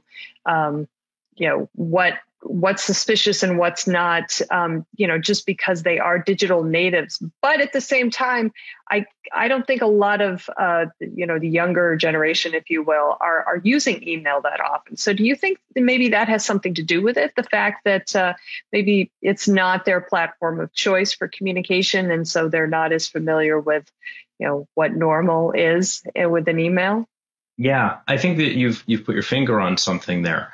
And the kinds of messages that people were the least capable of identifying correctly were messages that looked like business services. So, if you put up a message, and we did this, and we put a phish out as one of the early softballs in this data set, and it's an impersonation of Amazon. And so we did something where we had a giant Amazon logo, oversized at the top of the email. And then it had all of the information. You had to go and click on something. And it was phish. No, there's an actual one taken from the wild. 75% of our respondents got that one right. So that's an example of, look, we all, regardless of age or demographic, we all most likely order things from Amazon, or at least have seen how that works. And, when a phishing attack happens, one of the techniques that attacker will sometimes rely on is that big logo. And everyone kind of says, but that's not how Amazon works. You don't get it's almost screen-sized Amazon logo at the top. But, I'll give you a different example. We had a Microsoft Teams, the collaboration platform that comes with Office 365 message, right? And it claims to be, you have unread messages in Teams. And it's actually a pretty reasonable one. But those emails, there are some things that were a little bit off. The return path was wrong. The sending address was wrong. It was clearly a phish. 53% of our respondents said that it was not a phish. So they did worse than a coin flip, just a little bit. And I think that, to your point, how often do we, if you were to compare, receive Amazon emails that we're looking at for things we might have ordered versus Teams messages? We're just not as good at this business service side of the message flow, especially if you're talking about a demographic that may not interact with those services outside of their professional world or their professional email account. Right. It's really fascinating to me to see I see stuff come through my inbox every single day, and I just actually laugh out loud a few times because I'm like, yeah, that is so not legit. So, to hear, the fact that, we as a society basically are failing when it comes to spotting phishing emails is unnerving, to say the least. And I would imagine for a business owner, it's got to be downright frightening. So what are some of the steps that organizations can take to help, keep their data secure especially when we're talking about a workforce that's now almost entirely working from home, and they don't have a lot of the technology lockdowns, if you will, or security controls that they would in the office? Yeah, great question. Look, there's probably a tendency for a vendor to want to say, well, just buy my software. But the answer is there is no silver bullet. There's no one-stop shop that solves this problem. Phishing is effective. It's really effective. Most data breaches involve email threats at some point, usually at the very beginning of the attack, whether that's to harvest credentials or to gain information. And just briefly to give you an example of that, a few weeks ago, we were part of a team that uncovered a major phishing attack, and we saw it go after CEOs and CFOs. And it was a global attack, and it leveraged a whole bunch of sophisticated Apache web server compromises and used brands like Sony of Europe and Adobe and Subway to launch these emails into executive inboxes. It was worldwide.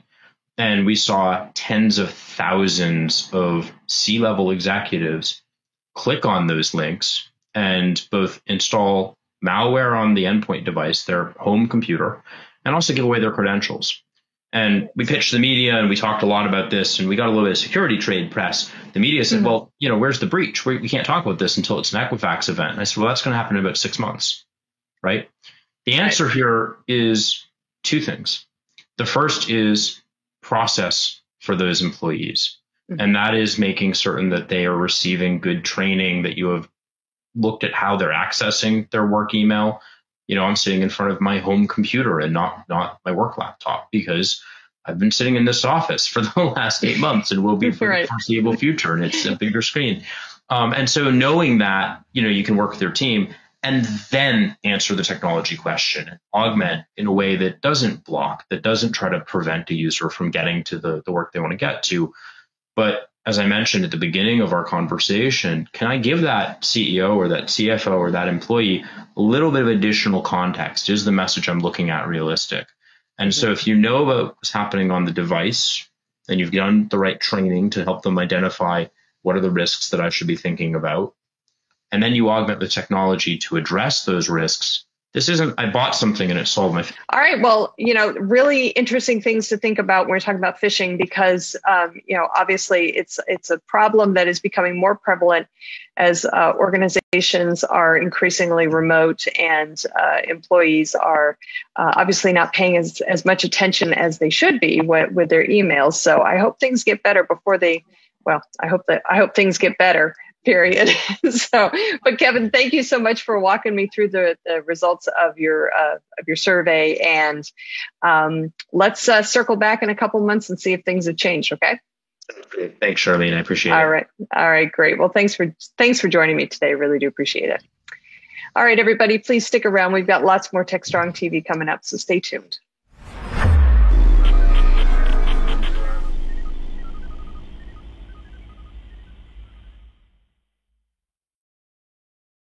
CISO Talk, to hear how real-world CISOs are dealing with today's real-world issues. From enabling secure remote workers to accelerating secure cloud adoption, defending against a pandemic of security attacks and beyond. CISO Talk covers the cyber topics you want to learn about. With your hosts, Unisys CISO Matt Newfield and MediaOps CEO Alan Schimmel, featuring a revolving panel of CISO cyber experts. This is where CISOs talk. Join us on digitalanarchist.com and techstrong.tv. Thanks very much, Charlene. Hope you enjoyed Charlene's interviews today, and of course the news and webinar previews. Next up, we have a double barrel of Channel Roundup with the one and only Mike Vizard. Mike's guests today are from Palo Alto Networks, Mario Espinoza, Vice President of Data Protection and SaaS Security. And then from Fairwinds, he has Vice President of Engineering, Sarah Zelichowski. And good stuff there. Let's go over now to Mike Vizard on Channel Roundup. This is Digital Anarchist. Hey guys, thanks for the throw. We're here with Mario Espinoza, who is the Vice President of data protection and SaaS security for Palo Alto Networks. Mario, welcome to the show. Thank you so much, Michael. I'm very excited to be here with you. Pleased to have you. You just published a blog basically calling for an overhaul of data loss protection from end to end. We need to rethink this whole thing. We've been at it for 2 decades now. What's wrong? I thought we had the problem solved. Well, data protection is today more important than ever before, Michael. So with the pandemic, with remote work, with the people using more and more tools like SaaS applications, organizations' information is at risk more than ever. There is more regulation. So there is this concern about data privacy. And because of that, there is regulation coming up in Europe like GDPR, CCPA. In California, we just voted, to increase the regulatory power of CCPA in California. There are other regulations coming up in India and also in Brazil. So data protection, big concerns for customers. But when I talk to customers, when I talk to CISOs all the time, they say, hey, there are solutions out there, but they're extremely complex. They are very expensive, and they require a lot of people. These 3 problems are there. And because of that, only a very small number of organizations can use data protection. Only those massive, mega large organizations can afford millions and millions of dollars and very large teams to operate those data protection. What we are doing at Palo Alto Networks is to rethink and reimagine data protection. So we believe that data protection can be simpler, that it can be accessible to all organizations. So what we did is to launch the first cloud-delivered enterprise DLP. And I'm going to highlight this 3 concept because it's cloud delivered. There is nothing to deploy. So there are no proxies, no agents, none of these third-party tools that you need to put. You just click, on a button and data protection is there, cloud delivered. It's comprehensive because you can't protect your information if you only protect one channel, one vector of leak. It's like being in a boat with many holes, right? And you say, oh, I'm going to only plug one hole. The water is going to come out, right? So it's going to come in, sorry. So what you need to do is to protect comprehensively all channels, and we do that. And the third element is that it has to be enterprise class. Some cloud vendors out there, they're putting very lightweight data protection tools, a little bit more than regular expressions and keywords, and those are not sufficient. So Palo Alto Network is bringing comprehensive enterprise DLP, 100% delivered in the cloud. So that's different. It's a different way of thinking about, and this will bring benefits to customers because now smaller organizations, medium-sized organizations, they don't have to invest millions of dollars to protect their sensitive data. And we know that everyone wants to protect their sensitive data, their secret sauce, right? Their credit card numbers, everything that is sensitive and it's key to the corporation. Do you think that data loss prevention is becoming more widely adopted or will become more widely adopted than it has been if we do make it simpler? And I'm asking the question because every time I look at a survey, somebody, they check the box, they got AV and they got firewalls, check. And then all the other security tools start to fall off the cliff in terms of adoption. It's just like maybe 60% and then below 50% after that. Will this change the way people think about DLP and will they actually do it? I think that the global trends, both in utilization of data and technology, only tell us that data protection is going to be more and more important. So the need is there and it's very strong. Regulatory fines are in the billions of dollars these days, right? So this is a really, really big concern for CEOs, for boards, for everybody. So the demand is there. So the problem is that the solutions don't satisfy that demand.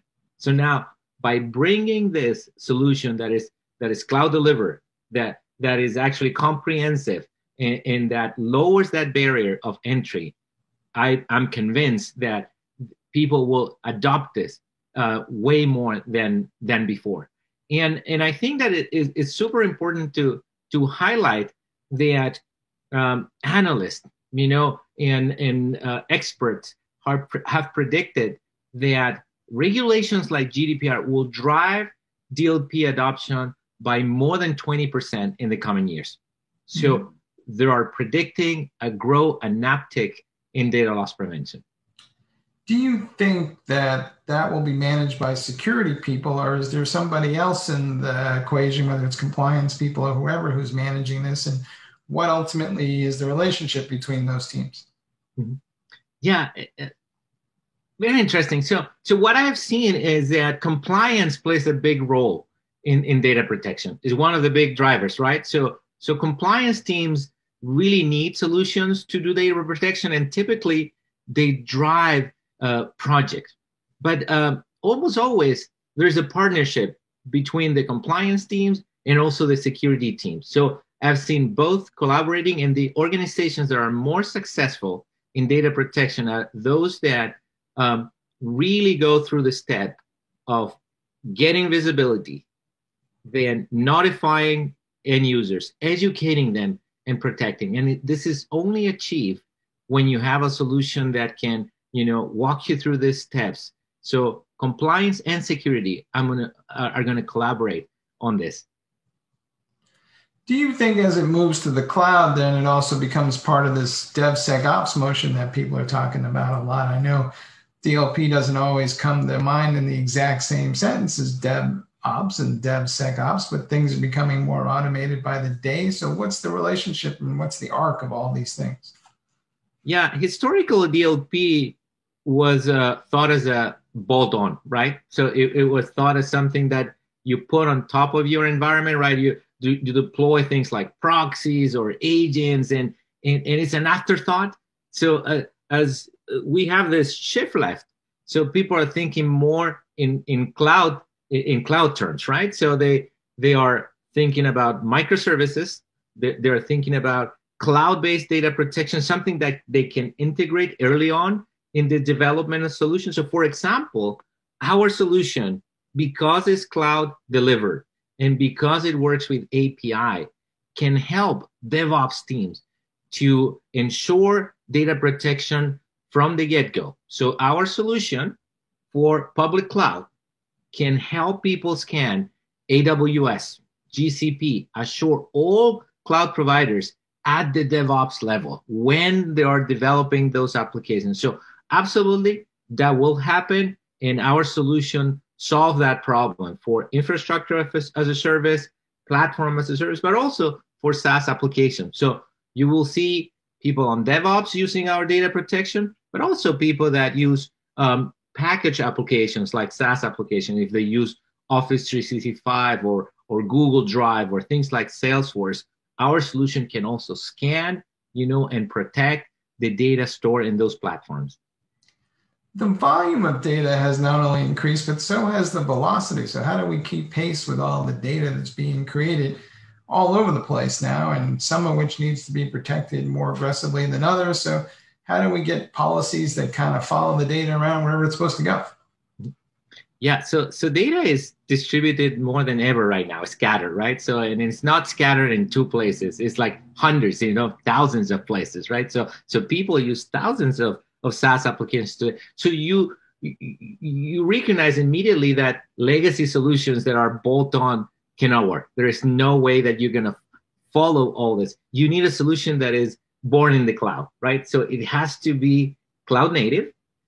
It has to follow the data wherever it goes. For example, our solution, because it's 100% cloud native, it can be connected to all SaaS applications natively, either inline or using APIs. So we do both. And because we do that, you can have this coverage. You can follow what you describe as this expansion of the data landscape, right? So we cover SaaS, we cover infrastructure as a service, we cover the native network. So even if you have remote users or users in branches, you can also see all the applications that are accessed there.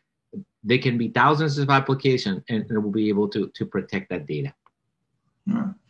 Will the data get smarter?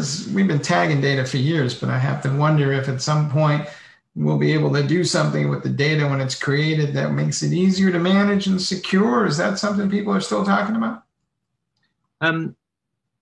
There are many solutions to try to protect data, right? The most effective up to this point has been DLP. So the DLP can really look at what is the sensitive data and find it wherever it is, monitor how it's being used, and also protect it. But there are other technologies that can help you in that process. So, for example, our solution integrates with tagging systems. So if you have something like Microsoft AIP and you're doing labeling of certain information, our solution in the cloud can read those labels and apply DLP policy inline and address both. So I think security solutions need to integrate. And our approach at Palo Alto Networks is to make our solution able to integrate with those tagging mechanisms. It feels like, I don't know if it's true or not, but it feels like a lot of these regulations have been given a pass during the COVID era. The government's kind of let everybody kind of maybe slide for a couple of months here and there. So do you think that people will get more aggressive about enforcing those regulations going into 2021, or is it still going to be a little soft? So what I've heard from customers talking to CISOs directly is that data protection is driven, yes, by regulation, but also for business need. So the companies don't want to have a breach. They don't want to lose the trust of the customers because there was a breach. They don't want to lose their secret sauce, that intellectual property that gives the company an advantage, and also regulation. So I have not seen diminished interest in data protection during these times. Actually, I have seen an increase in the interest of data protection. Are these regulations going to drive more growth? Absolutely. They're going to increase. The enforcement is going to come. But actually, I think that companies also want to do the right thing. So I don't think they need somebody to be pressuring them. They actually have their own concern about data protection, concern about their customer data and their own data. So we are going to see more use of solutions like Palo Alto Networks DLP in the future. All right, I have this dream, and maybe it exists and nobody uses it, but here's my dream. It's called the Mission Impossible feature. The data goes beyond a certain area and it just self-destructs, and then I don't have to go looking for it or worry what happened to it or go investigate the dark web to see who has my data. So my question to you is, can we get to that level of automation, or are we there and just nobody's using the capability? So two technologies are enabling what we're doing at Palo Alto Networks. So why we can do right now what I just described, right? 100% cloud delivered, comprehensive DLP. So why now? Why not before, right? Why are we rethinking DLP today? So there have been tremendous advances in machine learning. So without getting too technical into the new deep learning models have the ability to be trained on the fly much faster, and they have accurate results, much more accurate than previous technologies. And the other is automation. So for example, Palo Alto Networks has invested heavily in SOAR capabilities. So we're leveraging some of that technology with our XSOAR platform to really automate the response and automate those things. So what you described, it's very close to happen. And we're investing in making something very similar to that happen. Looking at information wherever it is, based on location. For example, our solution today is aware of where the data is and where the user is. So it respects automatically data residency requirements. So if you are in the European Union, it will know, hey, I'm in this country. I should store the information locally. I should not let the information go out of this jurisdiction. So very similar, not exactly what you were describing, but the technology is there. So I think we're very close to make your dream come true. All right, Mario, I'm going to hold you to that. I'm going to check in with you next year and say, where are we on this? Okay. Absolutely. All right. Hey, Mario, thanks for being on the show. Thank you for having me. All right, guys, back to you in the studio.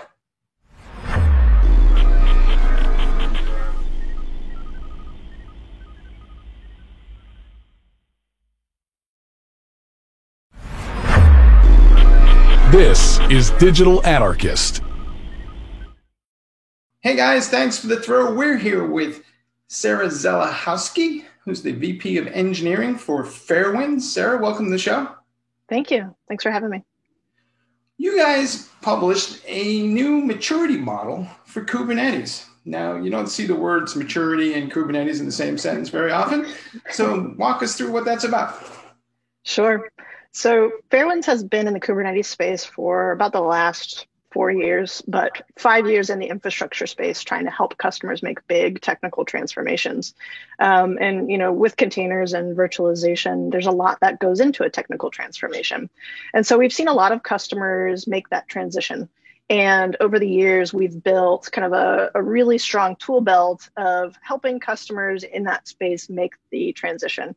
And recently, what we realized was that for customers and for all the companies out there who are making that transition, there aren't as many resources out there after you get past what I call the up and running stage, right? Once you've got Kubernetes up and running, you've got containers ready to go, where do you go from there? And a lot of the time, people have to figure out for themselves what's next.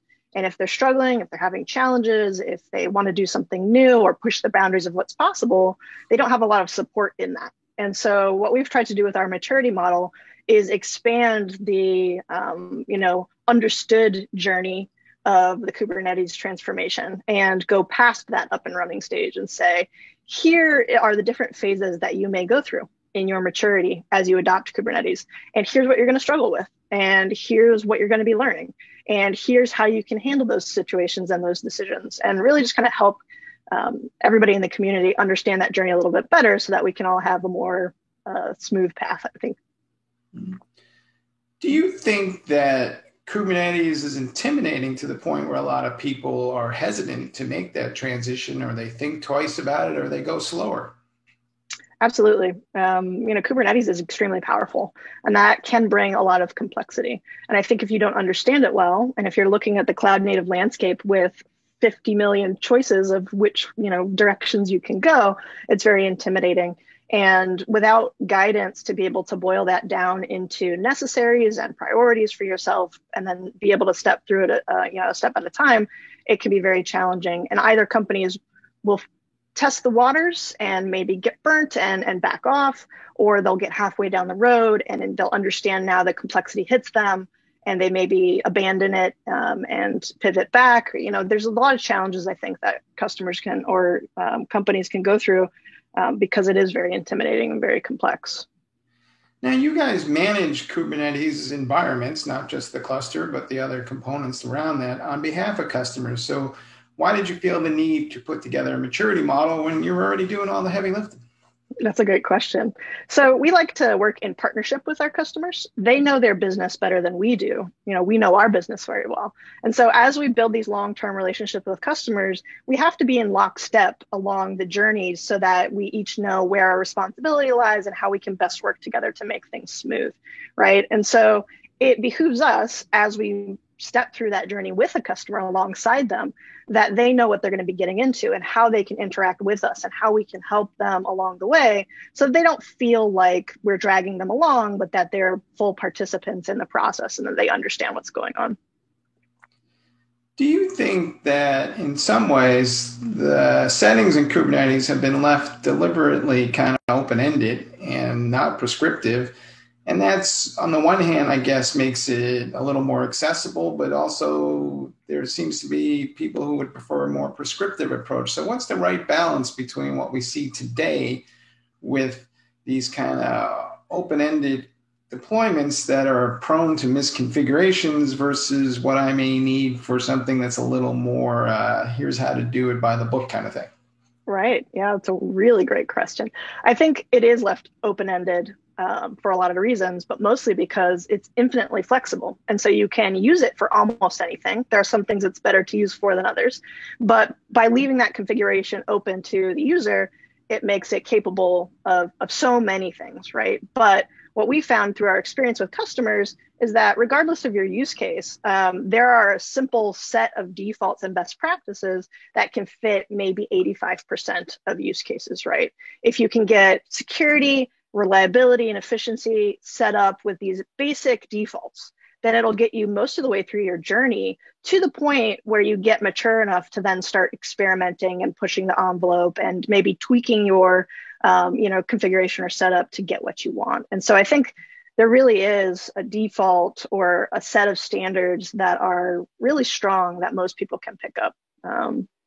And by balancing that, I think a lot of folks do that through managed Kubernetes, right? If you're talking about EKS, GKE, AKS, those offerings, there are a set of defaults. If you spin up a cluster in one of these cloud providers, you're getting a controlled control plane. You're getting certain node groups, certain security configuration, and that's a good enough default, right? I think it's generally good enough for experimentation, proof of concept, non-production work, right? Once you get past that into production or into scale, you have to start thinking about what's the next set of standards that I need to enact? What are the policies that I want to enforce at that level? Well, let's talk about Kubernetes at scale then, because I think it's one thing to stand up a single cluster. And a lot of people had it in their heads that they were going to build maybe one or two clusters and have a lot of apps share that. But now we're seeing Kubernetes at the edge. And of course, a lot of application owners were absent that day. We all learned how to share in kindergarten. So they want their own cluster. What is the challenge of managing Kubernetes at scale these days? Great question. Fairwinds has some interesting experience in that realm because, our business is to support many, many customers in this journey. And so we have the experience of supporting many, many clusters and many, many infrastructures. And so we've actually had to build our own tool set of open source tools to be able to manage Kubernetes at scale in that way, right? When you're talking about many different clusters that have to be in as similar configuration as possible, or to have many different aspects under control. And I think, our product, Fairwinds Insights, has done a really great job of allowing us to have a way to look at configuration across big installs, across many different types of Kubernetes installs, and be able to say, what are the aspects of these clusters that I need to get under control? What are the security risks that I need to look into? And really just kind of conglomerate your bigger worldview into one place so that you can control. I think that's the big, policy and control is the big topic these days, right? With OPA and things like that. Kubernetes at scale doesn't always have to mean sprawl, right? You don't want it to mean sprawl. I think that is chaos, right? When everybody has their own cluster, or you're trying to manage a cluster in every region for every set of customers that you have. What you really want to do is make logical groupings and make sure that you have consistent set of rules and policies that can help make sense of that, so that it is a more cohesive, holistic picture of Kubernetes at scale, as opposed to kind of this sprawling set of suburbs, I guess is what I would call it. Do you think that there are any patterns that you're seeing in Kubernetes adoption? I talked to some people where they're perfectly content to stand up their first cluster, and then they're like, yeah, I've done that. Thanks, got it on the resume, and I'm pretty much out of here. Let's get somebody else to do this. And then there's other folks who are developers who are being charged or tasked with the responsibility as part of their DevOps motion. And then they go, well, I'd rather spend more of my time writing code. So what kind of behaviors or patterns are you seeing? Oh, great question. So the most challenging pattern that I think exists is that there aren't very many training programs, boot camps, places where people can go get canonical Kubernetes education, right? There are definitely some online courses and things like that, and there are some certification programs, but most of the time you're going to be learning Kubernetes on the job, and that's a really challenging thing to do, right? And so what you're saying about, I got this cluster up and running, I'm going to go get a different gig, that's fine, but I think that often happens when you get into that level of complexity that we talked about. That's scary, where you don't know what's next. You don't have the support and education to be able to get, now that I've had this cluster built, how do I get it to perform at scale? Or how do I get it to be secure enough that I can be confident, putting my product out there in the world, or how can I support the amount of load we're going to get at Black Friday, right? Like that's a whole different ball game. And I think that's a really challenging thing for people to learn on the job. Which another reason like that the maturity model exists is to help people understand what challenges they're going to reach after that up and running, and start providing tie-ins of support into those later phases so that people can continue that process as opposed to bailing out early. As far as developers go, the big benefit of Kubernetes for the DevOps movement has been that we can empower developers to deploy into infrastructure and to share a similar language with operations folks, right? We have developers who understand what a deployment is. We have operations folks who understand what a deployment is. Now they can have a conversation, and we can allow and enable developers to actually kind of move their code into deployment and delivery, and unstick them and that type of thing. So there's a lot of empowerment that it gets them. But again, education is the problem, right? If you don't make it approachable, if you don't make it streamlined enough, if you make it a burden on the developer to learn complex topics and to troubleshoot and to pick up an entirely new skill set, that's often something they're not going to want to take on. And so the burden, I think, is on organizations to make that that language easy to learn, I guess. Do you think that security people get the challenges around Kubernetes yet, or are they still starting to discover this conversation, and maybe that's part of this maturity conversation? I think even containers in general is fairly new for security folks, right? The number of security folks that focus on containerized workloads and container orchestration systems, I think, is much smaller than in the bigger security community around virtualization and things like that, right? And so I think they're starting to pick up on it. As more and more people adopt Kubernetes, it will become a bigger attack vector, right? And there will be more sprawl, and there will be more places where security is a problem or needs to be paid attention to. And so there's a huge opportunity, I think, for security folks in the Kubernetes world to start injecting their fresh ideas based on older technologies about how we can start to control security in this space. But I think that's still relatively fresh and new for the security community. Now, you guys have, I think, maybe a half a dozen or so open source projects. What's the thought process behind why an MSP like you feels the need to have these kind of open source projects, and what are you hoping to accomplish? Yeah, great question. So Kubernetes itself is open source, and I think the community around it really values open source. And so to be an active participant in the community and to make sure you're getting engagement and giving back, but also getting interest, it's really important to have an open source portfolio. That's an important thing. But also as a participant in the community, you want to start pushing the boundaries of what's possible. By pushing the boundaries of what's possible, you're moving everybody along in the right direction, right? So we think that it's our responsibility to open source a portfolio of tools that's helpful to be able to start pushing the boundaries. But also, like I said earlier in this conversation, Fairwinds has a unique experience in this realm because we've helped so many different use cases and so many different companies use Kubernetes. We find the little spaces in between activities and patterns where a tool would be really helpful or a piece of software would be really useful that doesn't exist, right? And so, when we fill that hole, like we do with many of the open source projects on our GitHub, we think it's really important to put that back out into the world so that people can help us make it more robust, that we can think of more use cases that even we haven't seen yet, or that other people can wrap those into what they're doing and, kind of like I said, push things forward. We've only ever gotten really great engagement from our open source and made those pieces of software and tools even better. And so it's been really valuable for us to do that. All right, so you've been running Kubernetes for some time now. What do you know now that you wish you knew when you first got started? Ooh.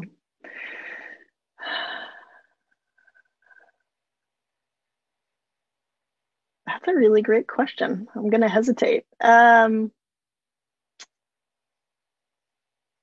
think what I know now is that it's a much longer journey than you think it is. As a business, we want to get customers up and running on Kubernetes as quickly as possible because that's what everybody wants, especially small and medium-sized businesses who are startups and want to get going quickly. They see Kubernetes and containers as a way to get up and running on the latest technology as quickly as possible. And we want adoption to be a 6-week project, right? But it's often not.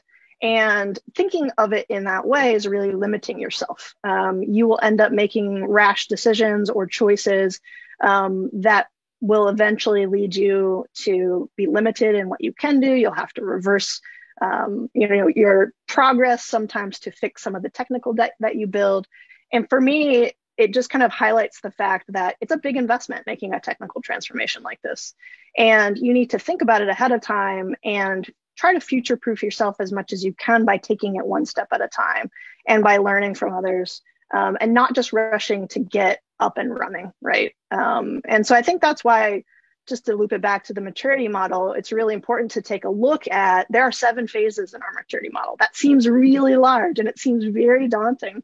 But if you look about it like, this is a big investment for your company that is ultimately going to pay dividends in your business, where it's going to be potentially cheaper. It's going to allow you to scale. It's going to allow you to manage your resources and potentially be more secure. You want to be able to do that to the best of your ability. And so getting in on best practices and standards and defaults and policy early on in the process and thinking about it and investing in it as a longer term journey, I think is a really important thing. Great. Hey, Sarah, thanks for sharing your expertise with us. Of course. My pleasure. All right, guys, back to you in the studio.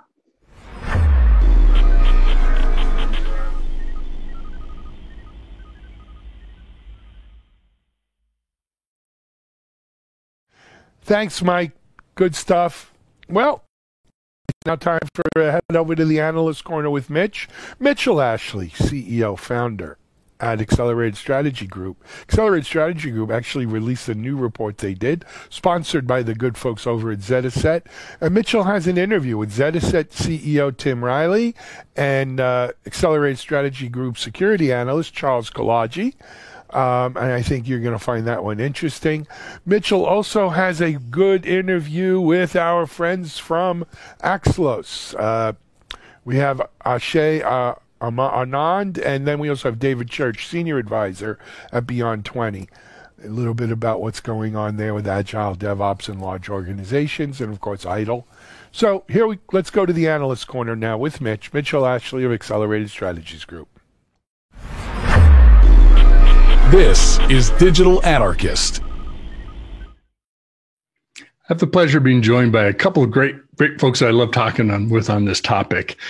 First is Tim Riley, who's CEO with Zetaset, and I'll have you guys introduce yourselves in just a minute. Second is Charles Kolodji, who I know from way back when he was an analyst with IDC and used to brief him, and he's working with Accelerated Strategies Group. Welcome, guys. Good to have you both on. Well, thank you. Let's start with you, Tim. Would you just give us a brief introduction, tell us a little bit about yourself, and tell us about Zetaset? Sure. This is Tim Riley, CEO of Zetaset. We do encryption, software-only encryption. We're based in the Bay Area.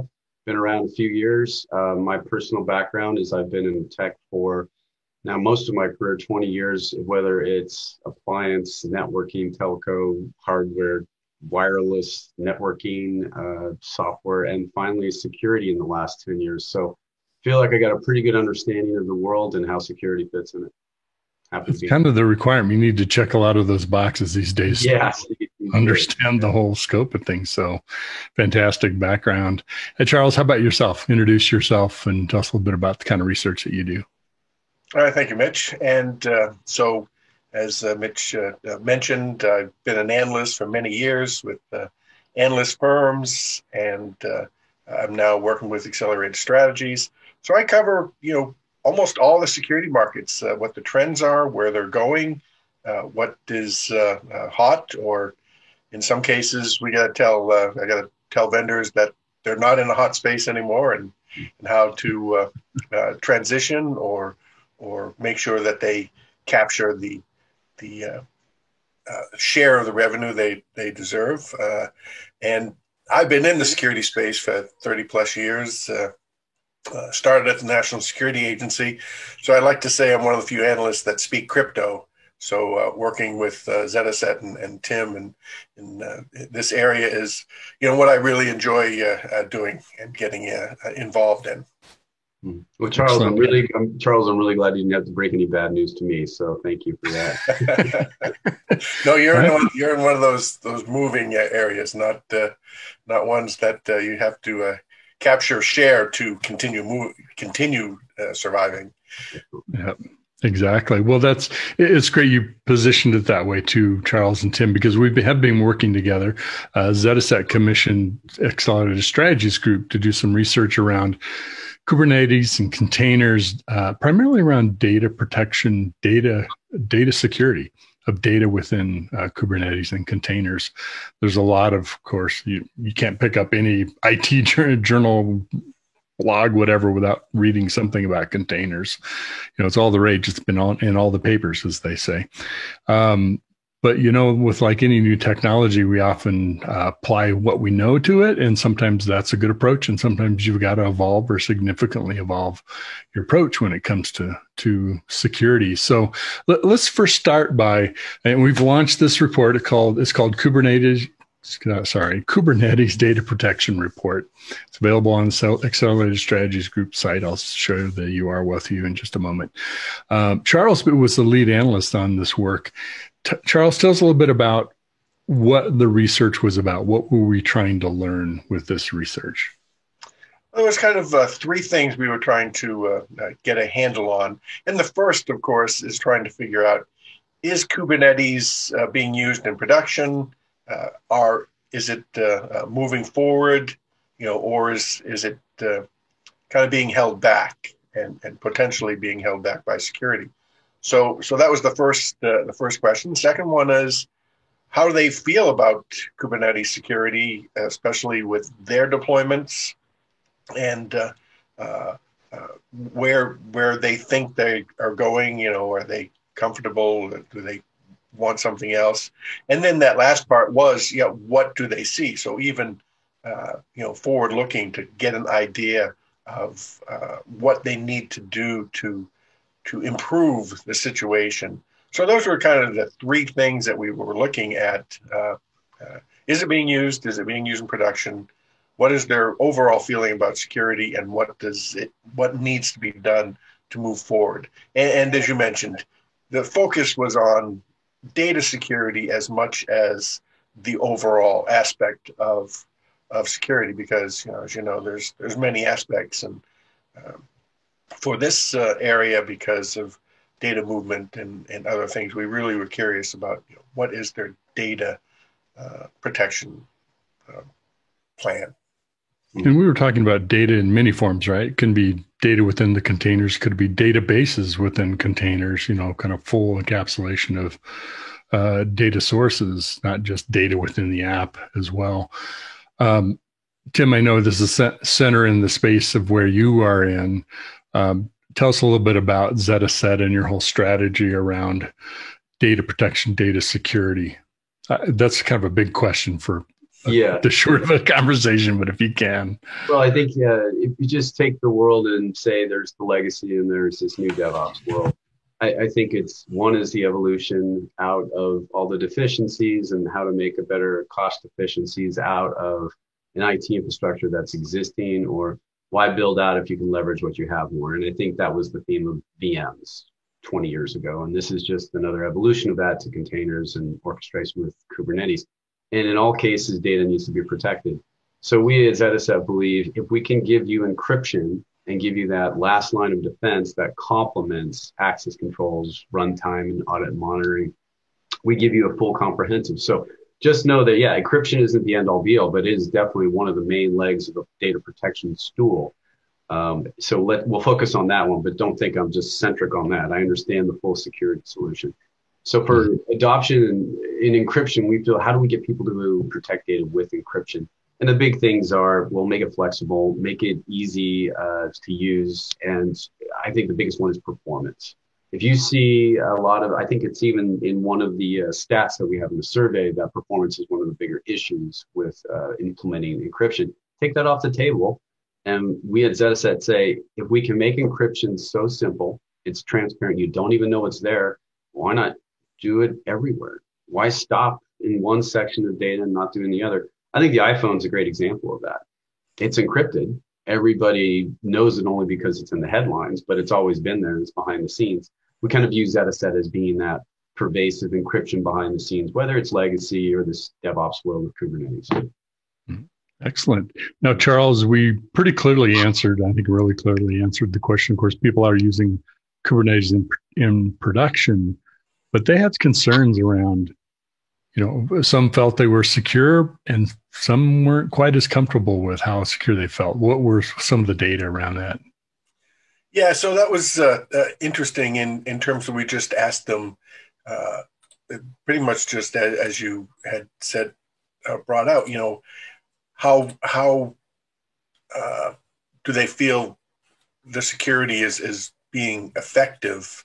And we were looking at a lot of data protection, as you say, but almost 50% felt that they were comfortable to a certain extent, with their security as they were moving forward.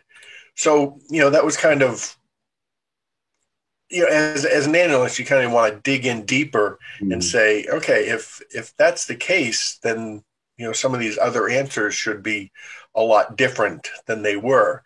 And the interesting aspect of this was that, half felt that they were doing okay, and half really had some concerns. But then when you ask them, overall, what is the vulnerability attack surfaces for Kubernetes deployments, and you kind of get a different feel, a different perspective, right? So, if things were going good, you wouldn't expect that. As it turned out, almost half of the respondents said that we had 6 or 5 different attack surfaces as potential areas of concern, and nearly half of the people said that all the attack surfaces were of concern. Mm-hmm. So I kind of start thinking, wow, half the people think the security is working okay, but then you get half of the people think that there's multiple attack surfaces that are vulnerable. So either all of those people have those same thoughts, or people have more concern about their security than they want to let on. And I think that that happens with security in a lot of areas, right? Where if you just ask the question of, are you secure? And they're going to say, yeah, because one, they maybe don't want to think that they're not. But 2, it's, there's nothing bad has happened yet. Yes. But then when you start digging into it, it's like, oh, and, you kind of ask them questions, and it's like, oh, well, now that you mention it, maybe, because there's vulnerabilities in the core platform, or that the containers have vulnerabilities, or there's access control issues, as you mentioned, or network management issues, that, maybe things aren't as in a way, just to draw an analogy, if your surgeon said, well, 50% of the time my surgeries are successful, but I don't know about the other half. Yeah. That might be a little concerning to you, and I'm not trying to be hyperbolic, but do you remember when what was it, Donald Rumsfeld, when in the Persian Gulf briefings with his famous line was, "We don't know what we don't know." Right. Unknown unknowns, right? This is exactly what we have here. I think there's an educational issue where maybe people just say, well, my security was working for me in the traditional, so same thing. We can just translate it over to this new world, and that's fine. And to me, that we still have a legacy business that's pretty substantial. And I'll give you one example: healthcare. We put that, and they say, oh yeah, you're right. We could get hacked there, and we have no encryption around. So whether it's old or new, you have it. I think there's history to look at here. Did VMs get rolled out? and there were security issues. Did they not even think of them, but slowly but surely they were hacked, there were breaches, there were all of these things. And I think we need to pay attention to that and point to it and say, look, this happened already, learn from it, because we're now in a new world order where it's even more dispersed, and you're getting, if you had 5 VMs on one server, now think about 1,000 containers across an entire network and environment. I mean, that the multiplicity of potential, like we just said, for attack vectors is massive. So we don't know what we don't know. And I think these folks need to be a little bit more educated on security to say, oh, I get it. So it's a two-parter. Did you have a complete security solution for one? And two, do you understand Kubernetes and how the two fit together? And is this in your mind stopping you from going to the next step? And I think there's a bunch of nervous people out there that don't even know the potential exposures they have. Mm-hmm. I can see it coming. And I don't say that just because I'm in the industry hoping to, excel with my revenue. I just see that there will be an issue with Kubernetes and containers getting hacked. A bad actor gets in, they mine all the data, and before you know it, there's 2 petabytes of somebody's personal data. Some enterprise is out there for the world to see. That will happen. If it happens next year or the year after, it's going to be there. Yeah, you make some great points there, Tim, and primarily, as you mentioned, the one is like when VMs came out, the attackers didn't, the attackers just can't show up and start attacking it, right? They need to play with it and kick the tires and find those vulnerabilities and find those processes. And then, so, when you first roll out things, it looks pretty good. There's no, there's no sharks here right now, right? The water's clear. And then they figure out where to go. And the interesting in the survey, it's not so much a technology issue. And I think you kind of alluded to this. About 60% said that what they need, the greatest factor, the greatest improvement is better policies, better procedures. And I think that's where, where they're beginning to start thinking about, wow, I now need to do something different because I am doing something different, right? So that was another really interesting part for me, is that the level of people needing more education and more policies and procedures to help improve their security. So they're not looking at just as technology, but at that level. So yeah, I think there's some great opportunities in there for the global services practice to help bundle and give that education. Because I don't think we're going to turn away from the benefits of containers or Kubernetes. If I could use the Hadoop as the analogy, Hadoop had all the rave in the world, big data, unstructured data. Did it really come to pass? No. Are we in a hype cycle with Kubernetes? I don't think so. I think this is the next evolution of IT infrastructure. It's not going away. And if you take that point of view, you've got to make sure we've got a comprehensive package to give them. And look at all the new startups that have gotten into container encryption. Everyone sees the exposure that's there, and we're riding that wave with it. But our wave is easier to translate because we can say, hey, look, you needed it back in the old way. We got it over here for you. We'll work together. I did notice, that with the cloud, I think a lot of folks will continue to rely on that because they don't have the expertise. It makes all the sense in the world. Hey, leverage a cloud provider, leverage their Kubernetes distribution, and that's good. The other half, they're either maybe savvy enough or kicking the tires and saying, hey, I'll be DIY with Kubernetes, or maybe I'll do Red Hat OpenShift or VMware Tanzu, since they've got an enterprise version that has a foot on-prem and a foot in the cloud. So you kind of have I look at it like you have a 3-parter. Somebody's just on-prem, somebody's hybrid, and somebody's leaning cloud.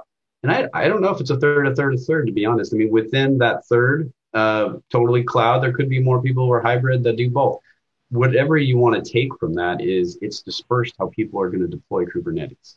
And There was also really good data showing, there's multiple providers of that Kubernetes distribution. So even within one organization, you might try to standardize on something, but more than likely you're going to, in a VMware world, you'll use one thing, whatever it might be. You're going to be looking at multiple stacks that you're trying to secure, as well as the application architecture. So complexity has gone way, way, way up. And I think that's part of what's concerning security people.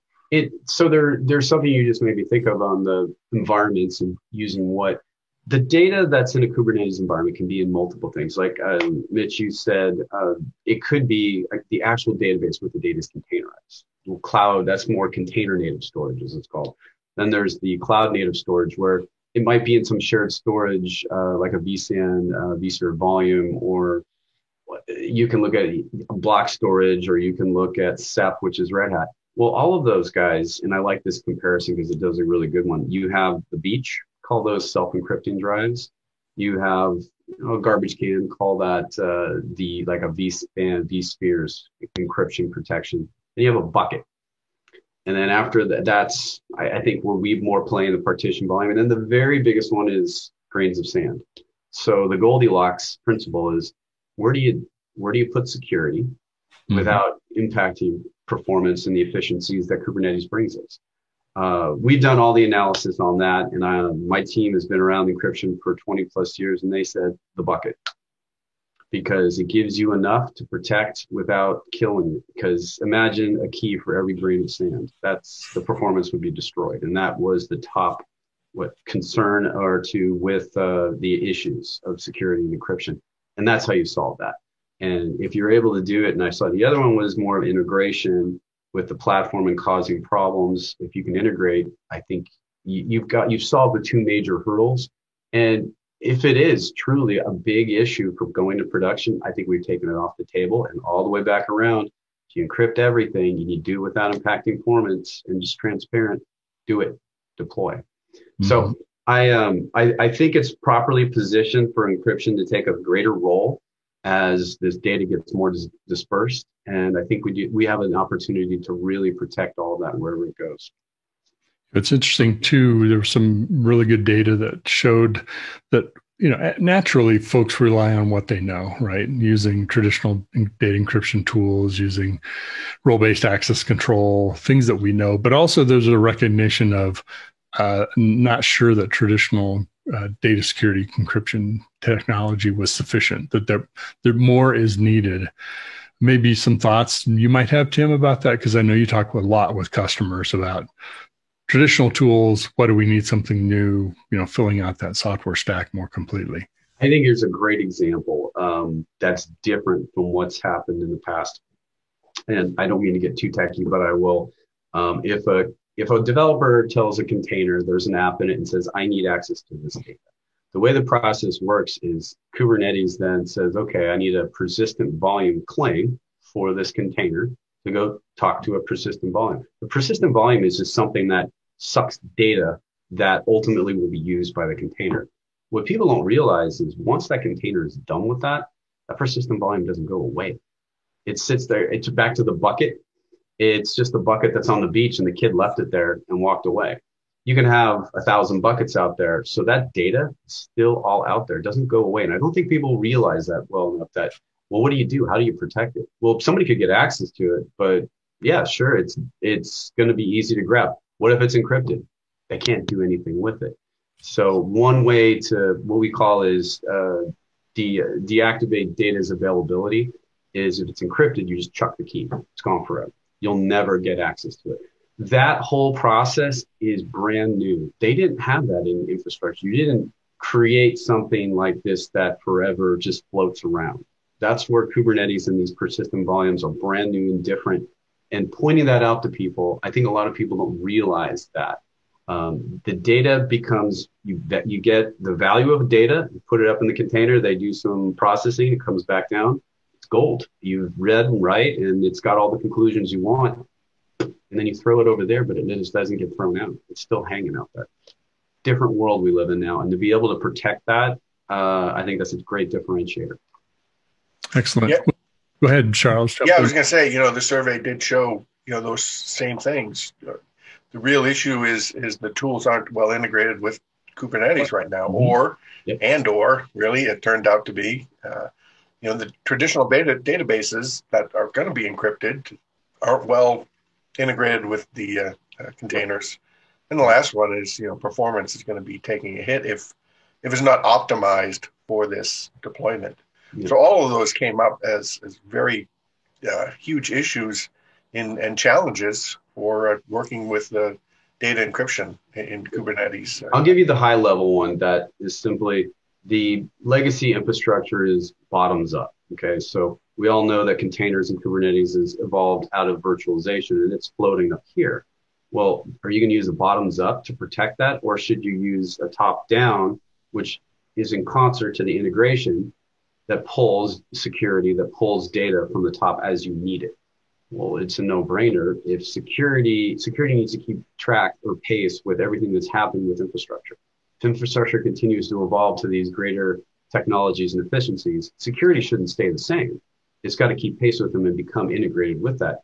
And if anything, look at legacy. If security wasn't integrated and people learned as they went, oh, we need to secure this, or we need to secure this, we'll take what you learned there and say, oh, we got to do something, whatever that was here, we got to do it with Kubernetes. And I think this is the opportunity for DevSecOps to really walk out with DevOps and get it right this time. It's not going to be perfect, but they'll get it better. One of the things I wanted to just kind of wrap up in conclusion, curious on your thoughts, Tim. I mean, you worked with Accelerated Strategies, you commissioned us to do this report, but it's not a marketing piece. It's a completely independent research. What were some of the things you found most valuable or interesting, or maybe didn't expect from the research done kind of outside of your group? Because sometimes we live in our own bubbles, right, of our own organizations, and I call it breathing our own exhaust. I do that, I know. So I'm just curious what you found most compelling about this. I was actually very excited to see a third of the folks putting this multiple applications in production. I think I thought it was earlier than it is. And that tells me right there that this isn't going away. This turbine is gaining steam. It's coming more. Because I think we've all been there where we're like, hey, it's great. It's, the hype is there. I think we're there. And I think you're going to see this really start to pass another barrier as we go into 2021, because in a remote world that we unfortunately live in, and may at some point still look like that for a while. And going forward, there's still going to be, I think, more remote. And I think we would all agree with that. Mm-hmm. So if you've got that, Kubernetes containers will live in that world. And I think you're really going to see the adoption continue. So that was the big one I took away, was that it's not as early as I thought. Mm-hmm. Real interesting. Well, great. Thank you. It's been a pleasure working with you. For our listeners, our viewers, please check it out. You can go to the Accelerated Strategy site. It's ACCELST.com. There's a what's new section. You scroll down just a little bit, and you'll see the report right there to download it. Tim, how about to find out more about Zetaset? You can go to Zetaset.com. It's sound like it sounds, ZETTASET.com. And we have a wealth of information about DevOps and legacy that really give you good education and show you everything we've got around encryption. I'd just like to say, both of you, Mitch, Charles, thank you. ASG has been great to work with and very insightful. Thank you very much. It's been a pleasure. Really appreciate the opportunity. And, I'll conclude a link, point folks to a recent webinar that we just did about a week or so ago, talking about the subject kind of pre the report being released, where we had a chance to explore some of these topics and thoughts more. So please check that out in an on-demand way where I think it's well worth it. We had really good attendance and great questions. So, well, gentlemen, it's been a lot of fun talking with this, and who knew encryption could be so fun? But it's always fun, Mitch. I knew you would say that. Okay, have a great day. Thanks for joining. You guys, take care. All right, bye.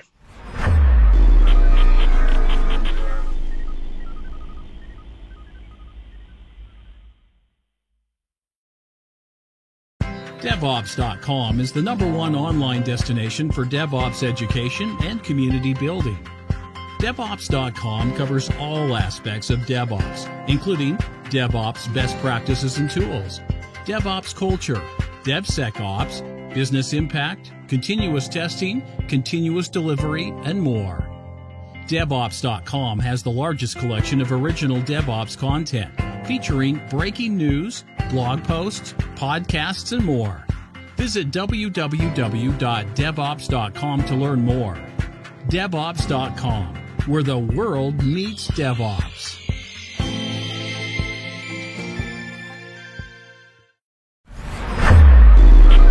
This is Digital Anarchist.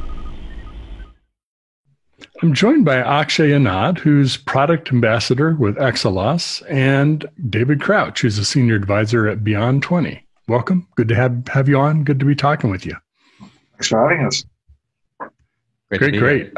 Would you both start out? Let's do a little bit of introduction, just to introduce yourself, a little bit of what you do, and a little bit about the company that you're with. If you want to start, Akshay.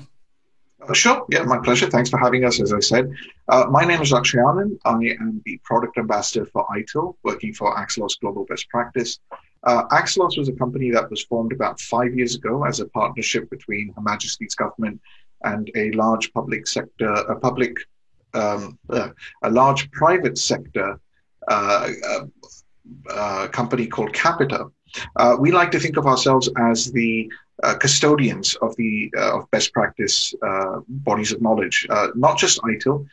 We also manage Prince2, which is around project management, MSP, which is all managing successful programs, which is around program management, and a few others besides. Before joining Axelos, I was a consultant for most of my career in the IT service management space across both the US and the UK. I spent a couple of years as the head of service management for Macmillan Publishing as well. And that's me. Great. David? Hi, my name is David Crouch, affectionately called Lord Baltimore at the office because that's where I live and where I'm coming to you from right now. Doesn't come with a crown. I spent about 20 years at Johns Hopkins University and Hospital before coming to Beyond 20. Finished my time there working in the IT Solutions Center, which was our service management center for excellence. At Beyond 20, we are a company that focuses on digital transformation. At the core of it, we really try to improve the way people and organizations work by looking at their digital transformations and looking at how to improve their IT service management processes. We do consulting work, we do training and focusing on ITIL, but also project management and Agile and DevOps and these other areas as well. And we also have a team of folks who implement IT service management tools.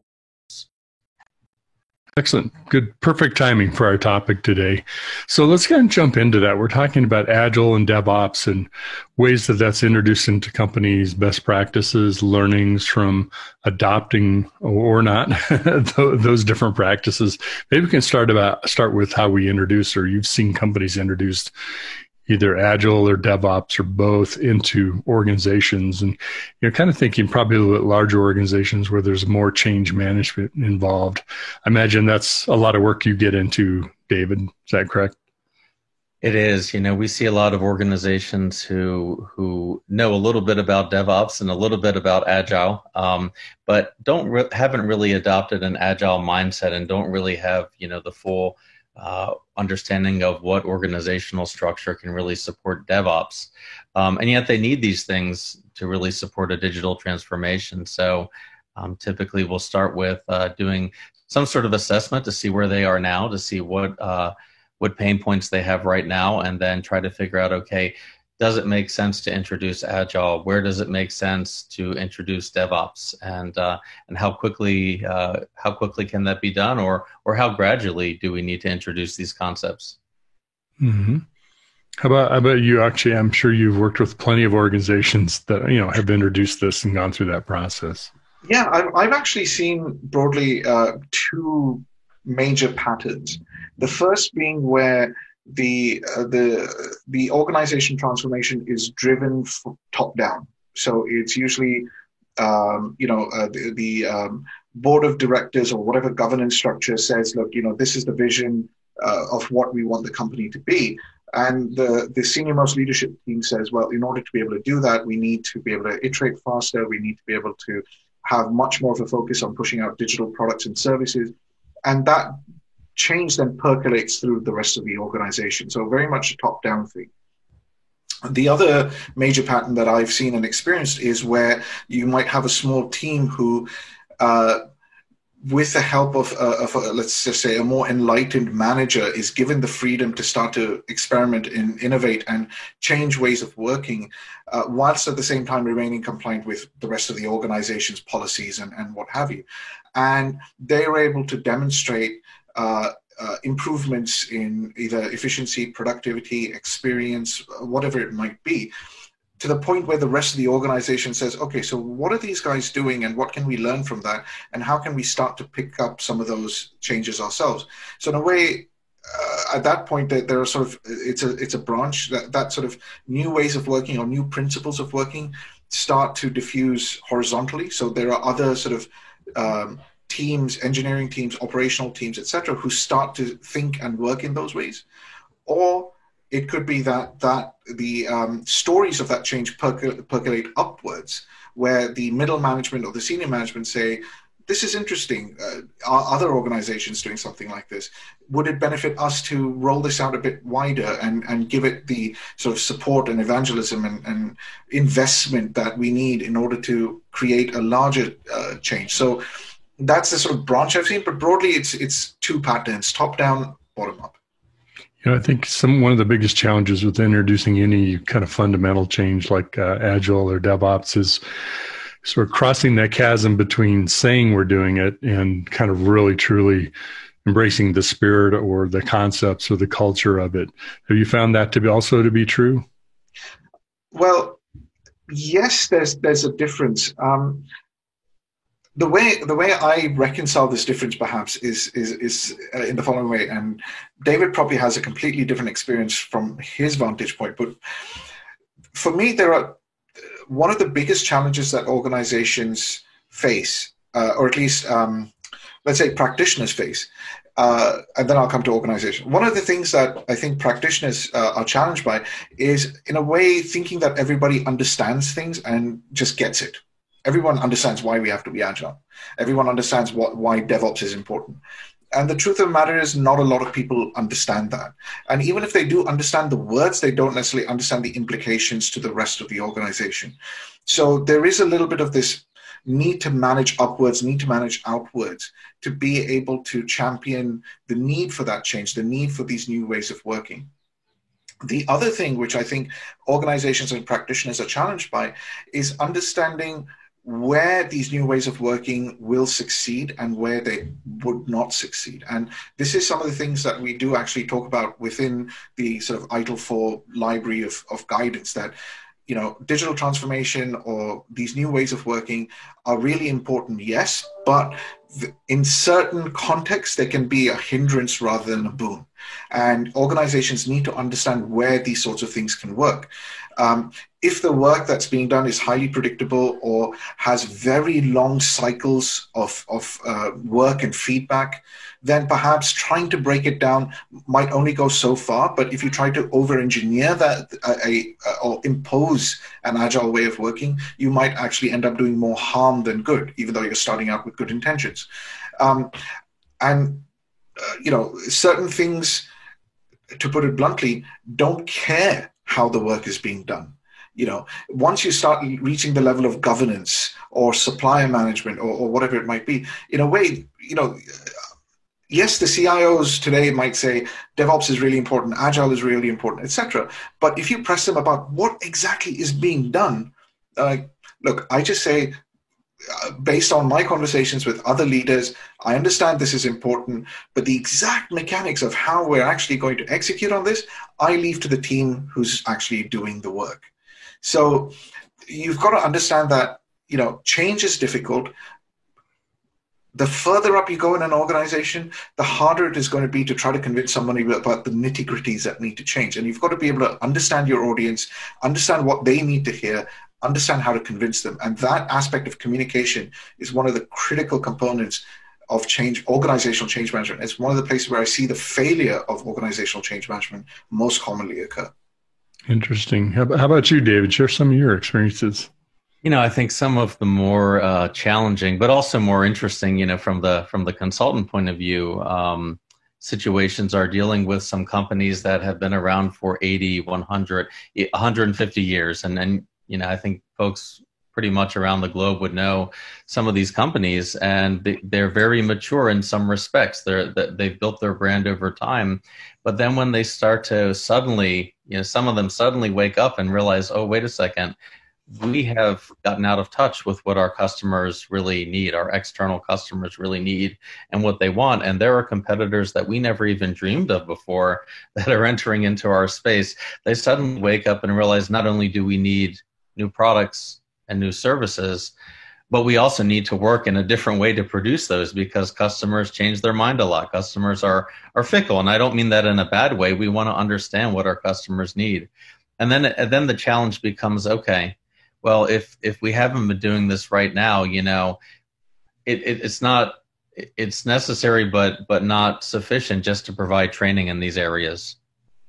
Training goes so far, that's very useful, but then also, where are we going to have an area where doing something like agile software development really makes sense?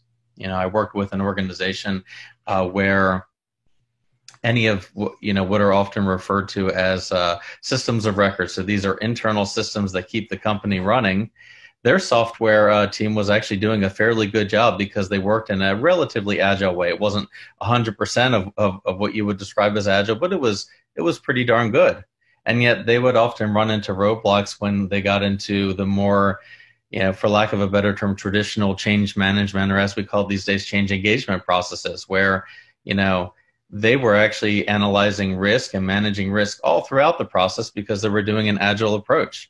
And yet sometimes they would have this long delay at the end of the process when they got to their change control board in that company.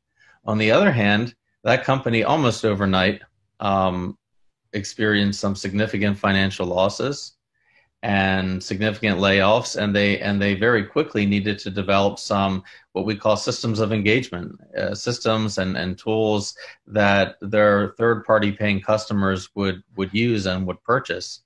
And in that case, the organization bypassed their internal IT entirely and just went to a third party, because the third party really was already doing some version of DevOps, in that case, for years.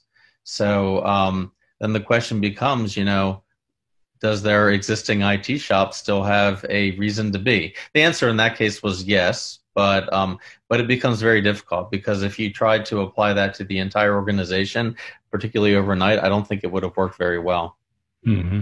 Oftentimes in those situations, you also see people peel out sort of a skunk work project, if it is an internal group, just to try to isolate and minimize the overall organizational reaction. Some people call them the corporate antibodies that tend to kick out and respond to change. It's interesting to say that, Mitch. But what I've also seen, though, is that that is also it can also work, but it has to be done very carefully, because who was it? Which book was it? I think Geoffrey Moore. Was it Geoffrey Moore? Yeah, I think Geoffrey Moore wrote an entire book. Wrote an entire book about this phenomenon. A book called Zone to Win. And what he was talking in that book, with numerous examples, which I'm sure we've all experienced, is that Skunkworks, that innovation lab, does really well as the innovation lab. Mm-hmm. But the moment the organization says, okay, how do we now scale this new innovative feature, this new innovative product, and industrialize it to the point where we can offer it to our thousands, millions of customers, that's when it falls down. Mm-hmm. Because you're changing the constraints within which a product exists, if you will. It no longer exists as a small experiment measured in terms of success as an experiment. It's now got to be able to stand up to the measures of being like this industrialized product or service. So if you're moving the yardsticks, is your product capable of actually bridging that, moving across? I don't want to use the word bridging the chasm. Is your product actually capable of moving across into that industrialized state? And what we've also seen through some of the research that went into ITIL 4 as well is a lot of organizations fail to make that bridge between that innovation lab and the industrialized operation. I appreciate you sharing that too. It could happen very well to the external right, group that gets formed as well? How do you reintegrate that, repatriate it back into the organization? And there's a Harvard professor that famously kind of describes some digital transformation experiments as kind of like attaching a speedboat to an aircraft carrier. You know, they move at different speeds, and although the speedboat may go really fast, try to get that to translate into the aircraft carrier. It's probably not going to happen. So it becomes, you know, the challenge is, you know, do we do a proof of concept, which sounds like an experiment to me, you know, but if we do that, can we really translate that into larger organizational success? And hard to say, you know, to come up with a definitive answer, but for larger organizations, I think that what I've seen is that, you know, it's been very difficult for them to do that successfully. Mm-hmm. So they have to find other ways of doing it. You know, there's a lot of things you can look at. You can look at sort of historical, what's worked, what's failed in the past. You can look at, I call it flow. What is the momentum of the organization? Are we metrics? Are we finance? Are we what are decisions driven by?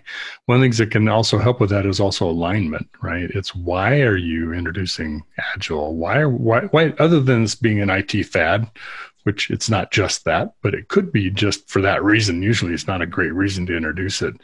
You've got to have some real true business drivers that, like your example, Akshay, of, hey, we've got to respond to these things in market, right? The customer's expectation has changed. That creates a sense of urgency, but also purpose. Like what are we trying to do differently and why? And then how do we apply this?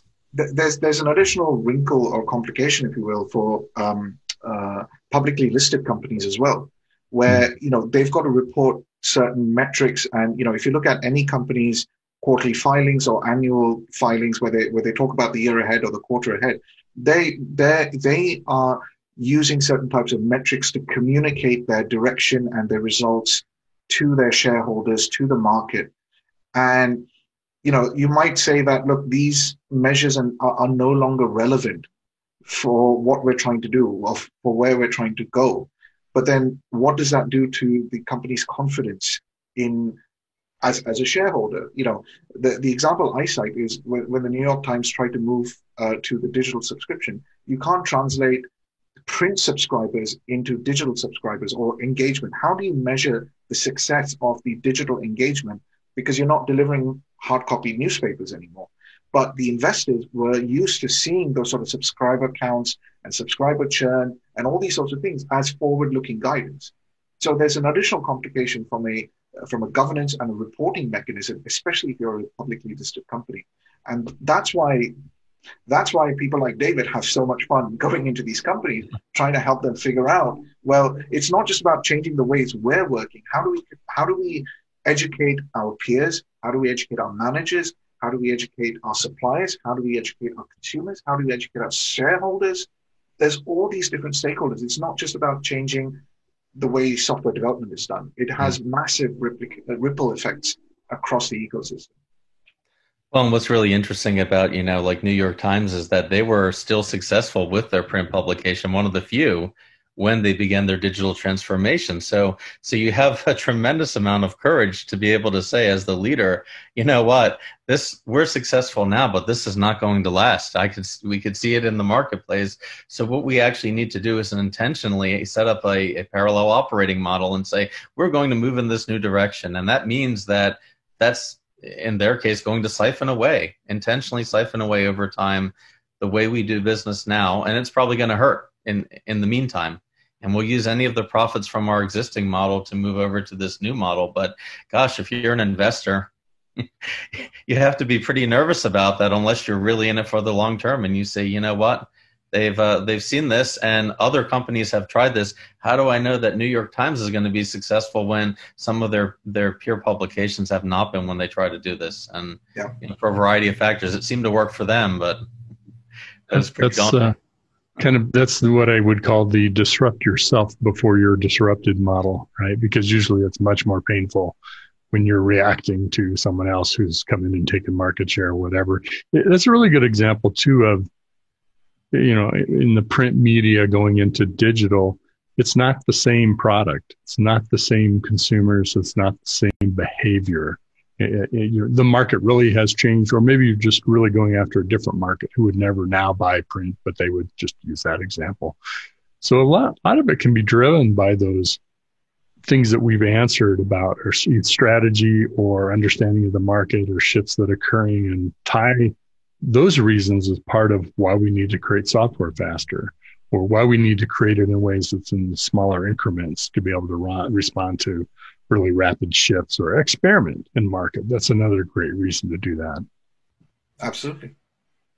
We'll talk a little bit about, you mentioned the speedboat. I can just imagine it tied to the aircraft carrier, kind of sort of like the fly tied to the string, right?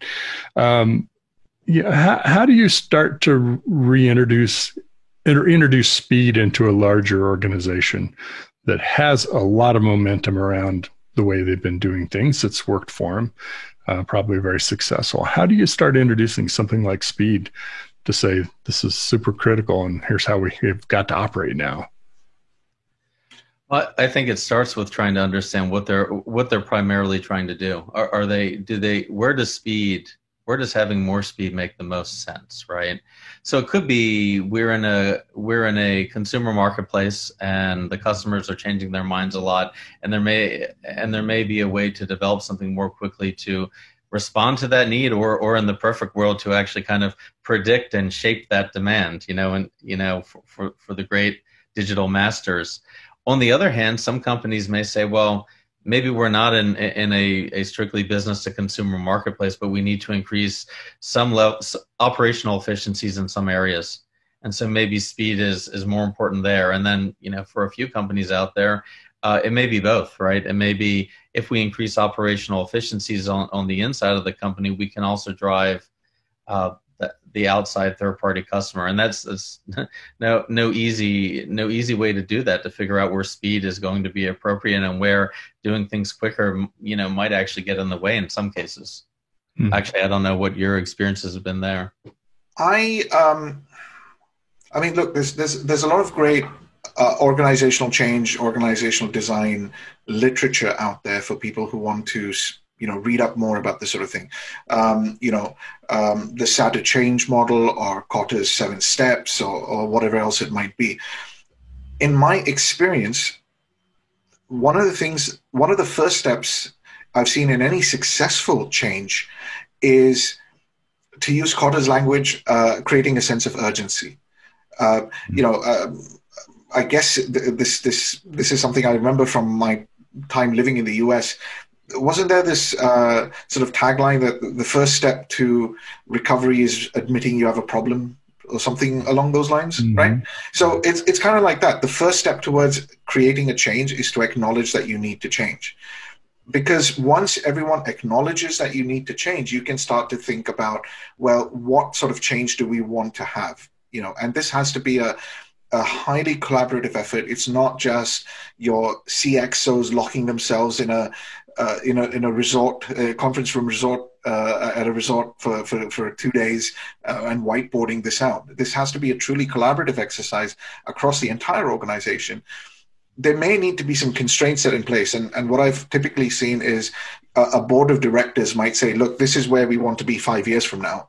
Not necessarily saying how that needs to be achieved, but saying this is where we want to be.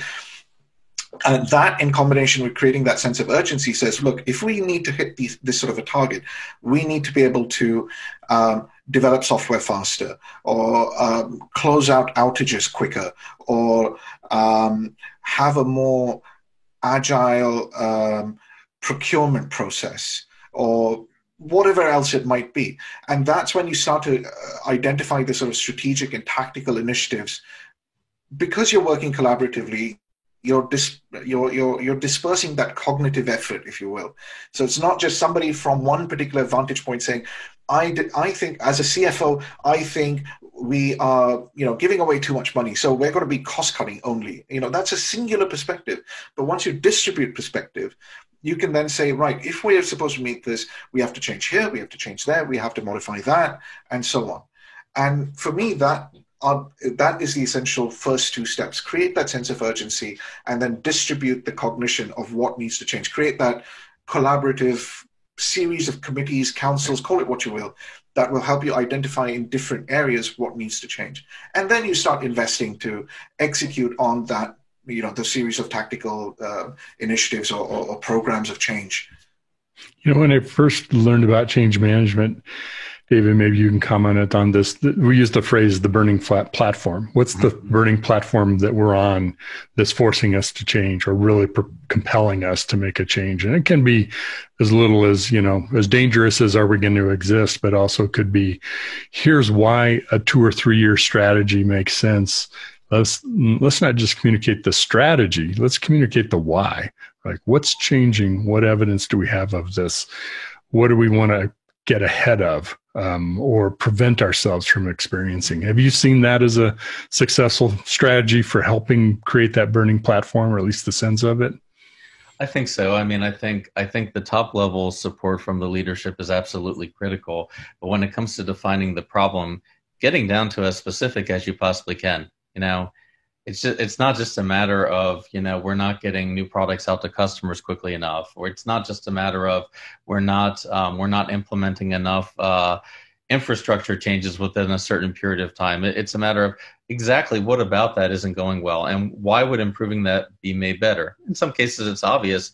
In some cases, for example, it's not so obvious. And when people think of Agile and DevOps, one of the first things that comes to mind is speed. We're going to get more speed. That's an important part of it. It's not the only reason why you might use some of those techniques. So, if I have to be at the to use a simple example, if I need to be at the theater for a show, not these days, but if I have to be there at 7 p.m.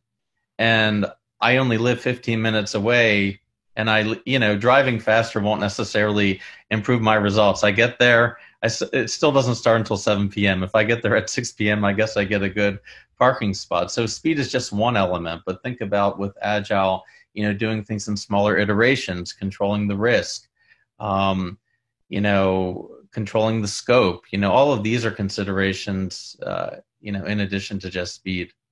Mm-hmm. The other thing that I think the research shows us, sorry, I didn't mean to. No, go right ahead, actually. I was going to say, one of the other things that our research has shown us as we've been working on ITIL 4 and other bits and pieces, even, frameworks like managing successful programs and so on, is organizations need to figure out the right duration of their strategy cycle. Now, if your company is a 2-person company, maybe your strategy cycle is measured in days or weeks. All the way up to if you're the government of India and you're trying to manage the activity, not manage, but govern 1 point how many ever billion people, then your strategy cycle is likely to be measured in years, if not decades. Hopefully not decades, but so I think the other aspect that we've seen is, at least in typical organizations, strategy cycles have gone from being sort of this thing that happened every 5 years to maybe things that are happening every 3 years, because the world's changing too fast for a 5-year cycle to make sense. We may see a point where 3-year cycles are deemed insufficient and we need to move to 2 years or 1 year cycles. But that's the other trend that we're also seeing, that strategy cycles themselves are reducing. Mm-hmm. I've seen that a lot with managed service providers. For some of the managed service providers, even 1 year seems to be an awfully long time for some of them. So there's this kind of blend between, are we talking about strategy or tactics here? But I agree. The timeline is becoming shorter and shorter, it seems. It certainly has, and of course, our current COVID situation. I've seen some resources. I know some of the sources of this, but some have said we've accelerated as much as 6 years in our digital transformation strategies in the last 6 months. Probably not everybody has, I imagine. Well, this has been great talking with you both. I know you mentioned Akshay Jeffrey Moore's book, Zone to Win, as a great resource. Any other resources on introducing Agile and DevOps or on change management that you guys can think of, might suggest? Well, I think I'd be very remiss if I didn't actually mention ITIL 4, which is the product for which I am an ambassador. That was a setup question. Leading question there. No, so look, there are a couple of really good books in ITIL 4 which talk about this. Two books in particular that I'd like to highlight. The first is High Velocity IT, and the second is Digital and IT Strategy. Digital and IT Strategy actually does refer back to some of the content in High Velocity IT. High Velocity IT is more focused on the tactics and operations aspect of introducing these new ways of working and managing the changes and the implications therein to the rest of the organization. Digital IT Strategy is more about the tactics and the governance and strategy and the interface to tactics. So it's about how do you determine what's the appropriate business model? How do you create a change in your business model? And from that, create a change in your operating model. From that, figure out where Agile and DevOps makes sense and where it doesn't make sense, and so on. So it's very much the sort of top-down, but the leader's perspective of things, whereas High Velocity IT is the practitioner's perspective of things. So I think those two are definitely really good. I'd also plug a couple of books like A Team of Teams, I think is really an interesting read about talking about how, especially in an organization like the US Army, which you would typically think is very large, inflexible, and so on, how they were able to create that kind of a change, not necessarily with software development, but around ways of working from across multiple teams, across multiple time zones. So that's also a really good book to check out. Yeah, I've not read that book, but I've heard it's good. I think it's by Stanley McChrystal, right? General McChrystal. That's right. Great author. So I think he uses his whole military experience as examples of that. So I've heard him speak about it. How about you, David? Any suggestions? Resources? I would just say that, as one of the authors of the ITIL Digital and IT Strategy book, I'm going to put in a plug for that. I'm just a little bit biased, even though it probably took several years off of my lifespan to help write that. I'm kidding, but no, that's that's really talking more about the strategy side of things. But I recall reading an article years ago as part of one of his classic books. Michael Porter talked about IT is not strategic. And I struggle with that. I agreed kind of at the time, and now I don't know. And I think if IT is now strategic in this era of digital transformation, it really comes down to things like high velocity IT, to DevOps, to Agile, to some of the techniques that we talk about in the Digital and IT Strategy book and in HVIT. So, I would suggest reading that. There's probably a couple of other plugs to make just before we wrap up. Sorry. For those who want to read a little bit deeper into some of the more cutting edge, I would say, thought leaders, read up on Simon Wardley, Wardley mapping and his whole strategy cycle stuff. He publishes that on his blog. There's tons and tons of material on his blog, which I think he's trying to condense into a series of Medium articles. But there's also YouTube talks that he does, amazing stuff. And the second is Dave Snowden and the Cynefin framework. It's getting a lot of attention in the Agile space, especially, but it's a decision-making framework. It's a sense-making and a decision-making framework. And it has applications from the cutting edge, but hopefully soon mass market approach. Well, those are some fantastic resources. Maybe parting thought for all of us is, I don't know if IT is strategic, but I'm pretty sure software is strategic these days. That's really fueling our digital transformation. So absolutely. Topic for another conversation. Well, thank you, gentlemen.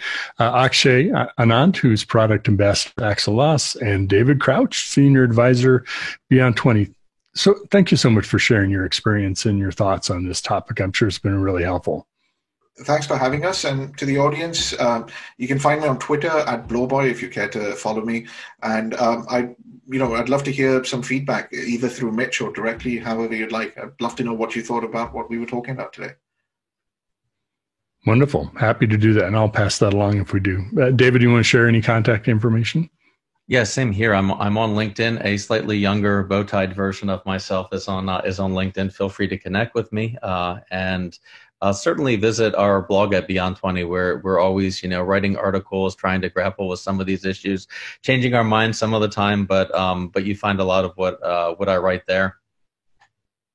Excellent. Well, we'll look forward to talking with you both again soon. Take care. Have a great day. Thank you.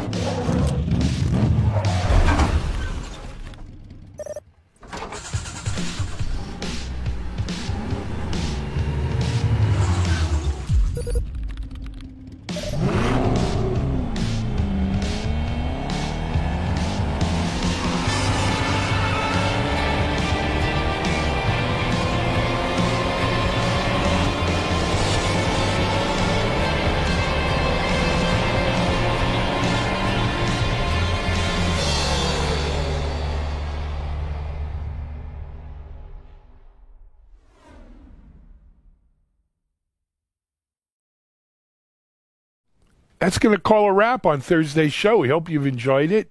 Just chock full of great information today, by the way. I'm really happy with yesterday. If you missed Tuesday's show, it was great too. They're all great. But anyway, we are going to call a wrap on this Thursday. Tomorrow we will be showing best of, not fresh content, but we'll be back Monday with more fresh content on TechStrong TV. Folks, be careful out there. The virus is running rampant. Hospitals are filling up. Stay in if you can. Wear a mask. Social distance. Wash your hands. Don't be stupid. If we could just see it through another couple months, we'll be through this thing, I hope. Be well, be safe, be strong. TechStrong. This is Alan Schimmel. We're out.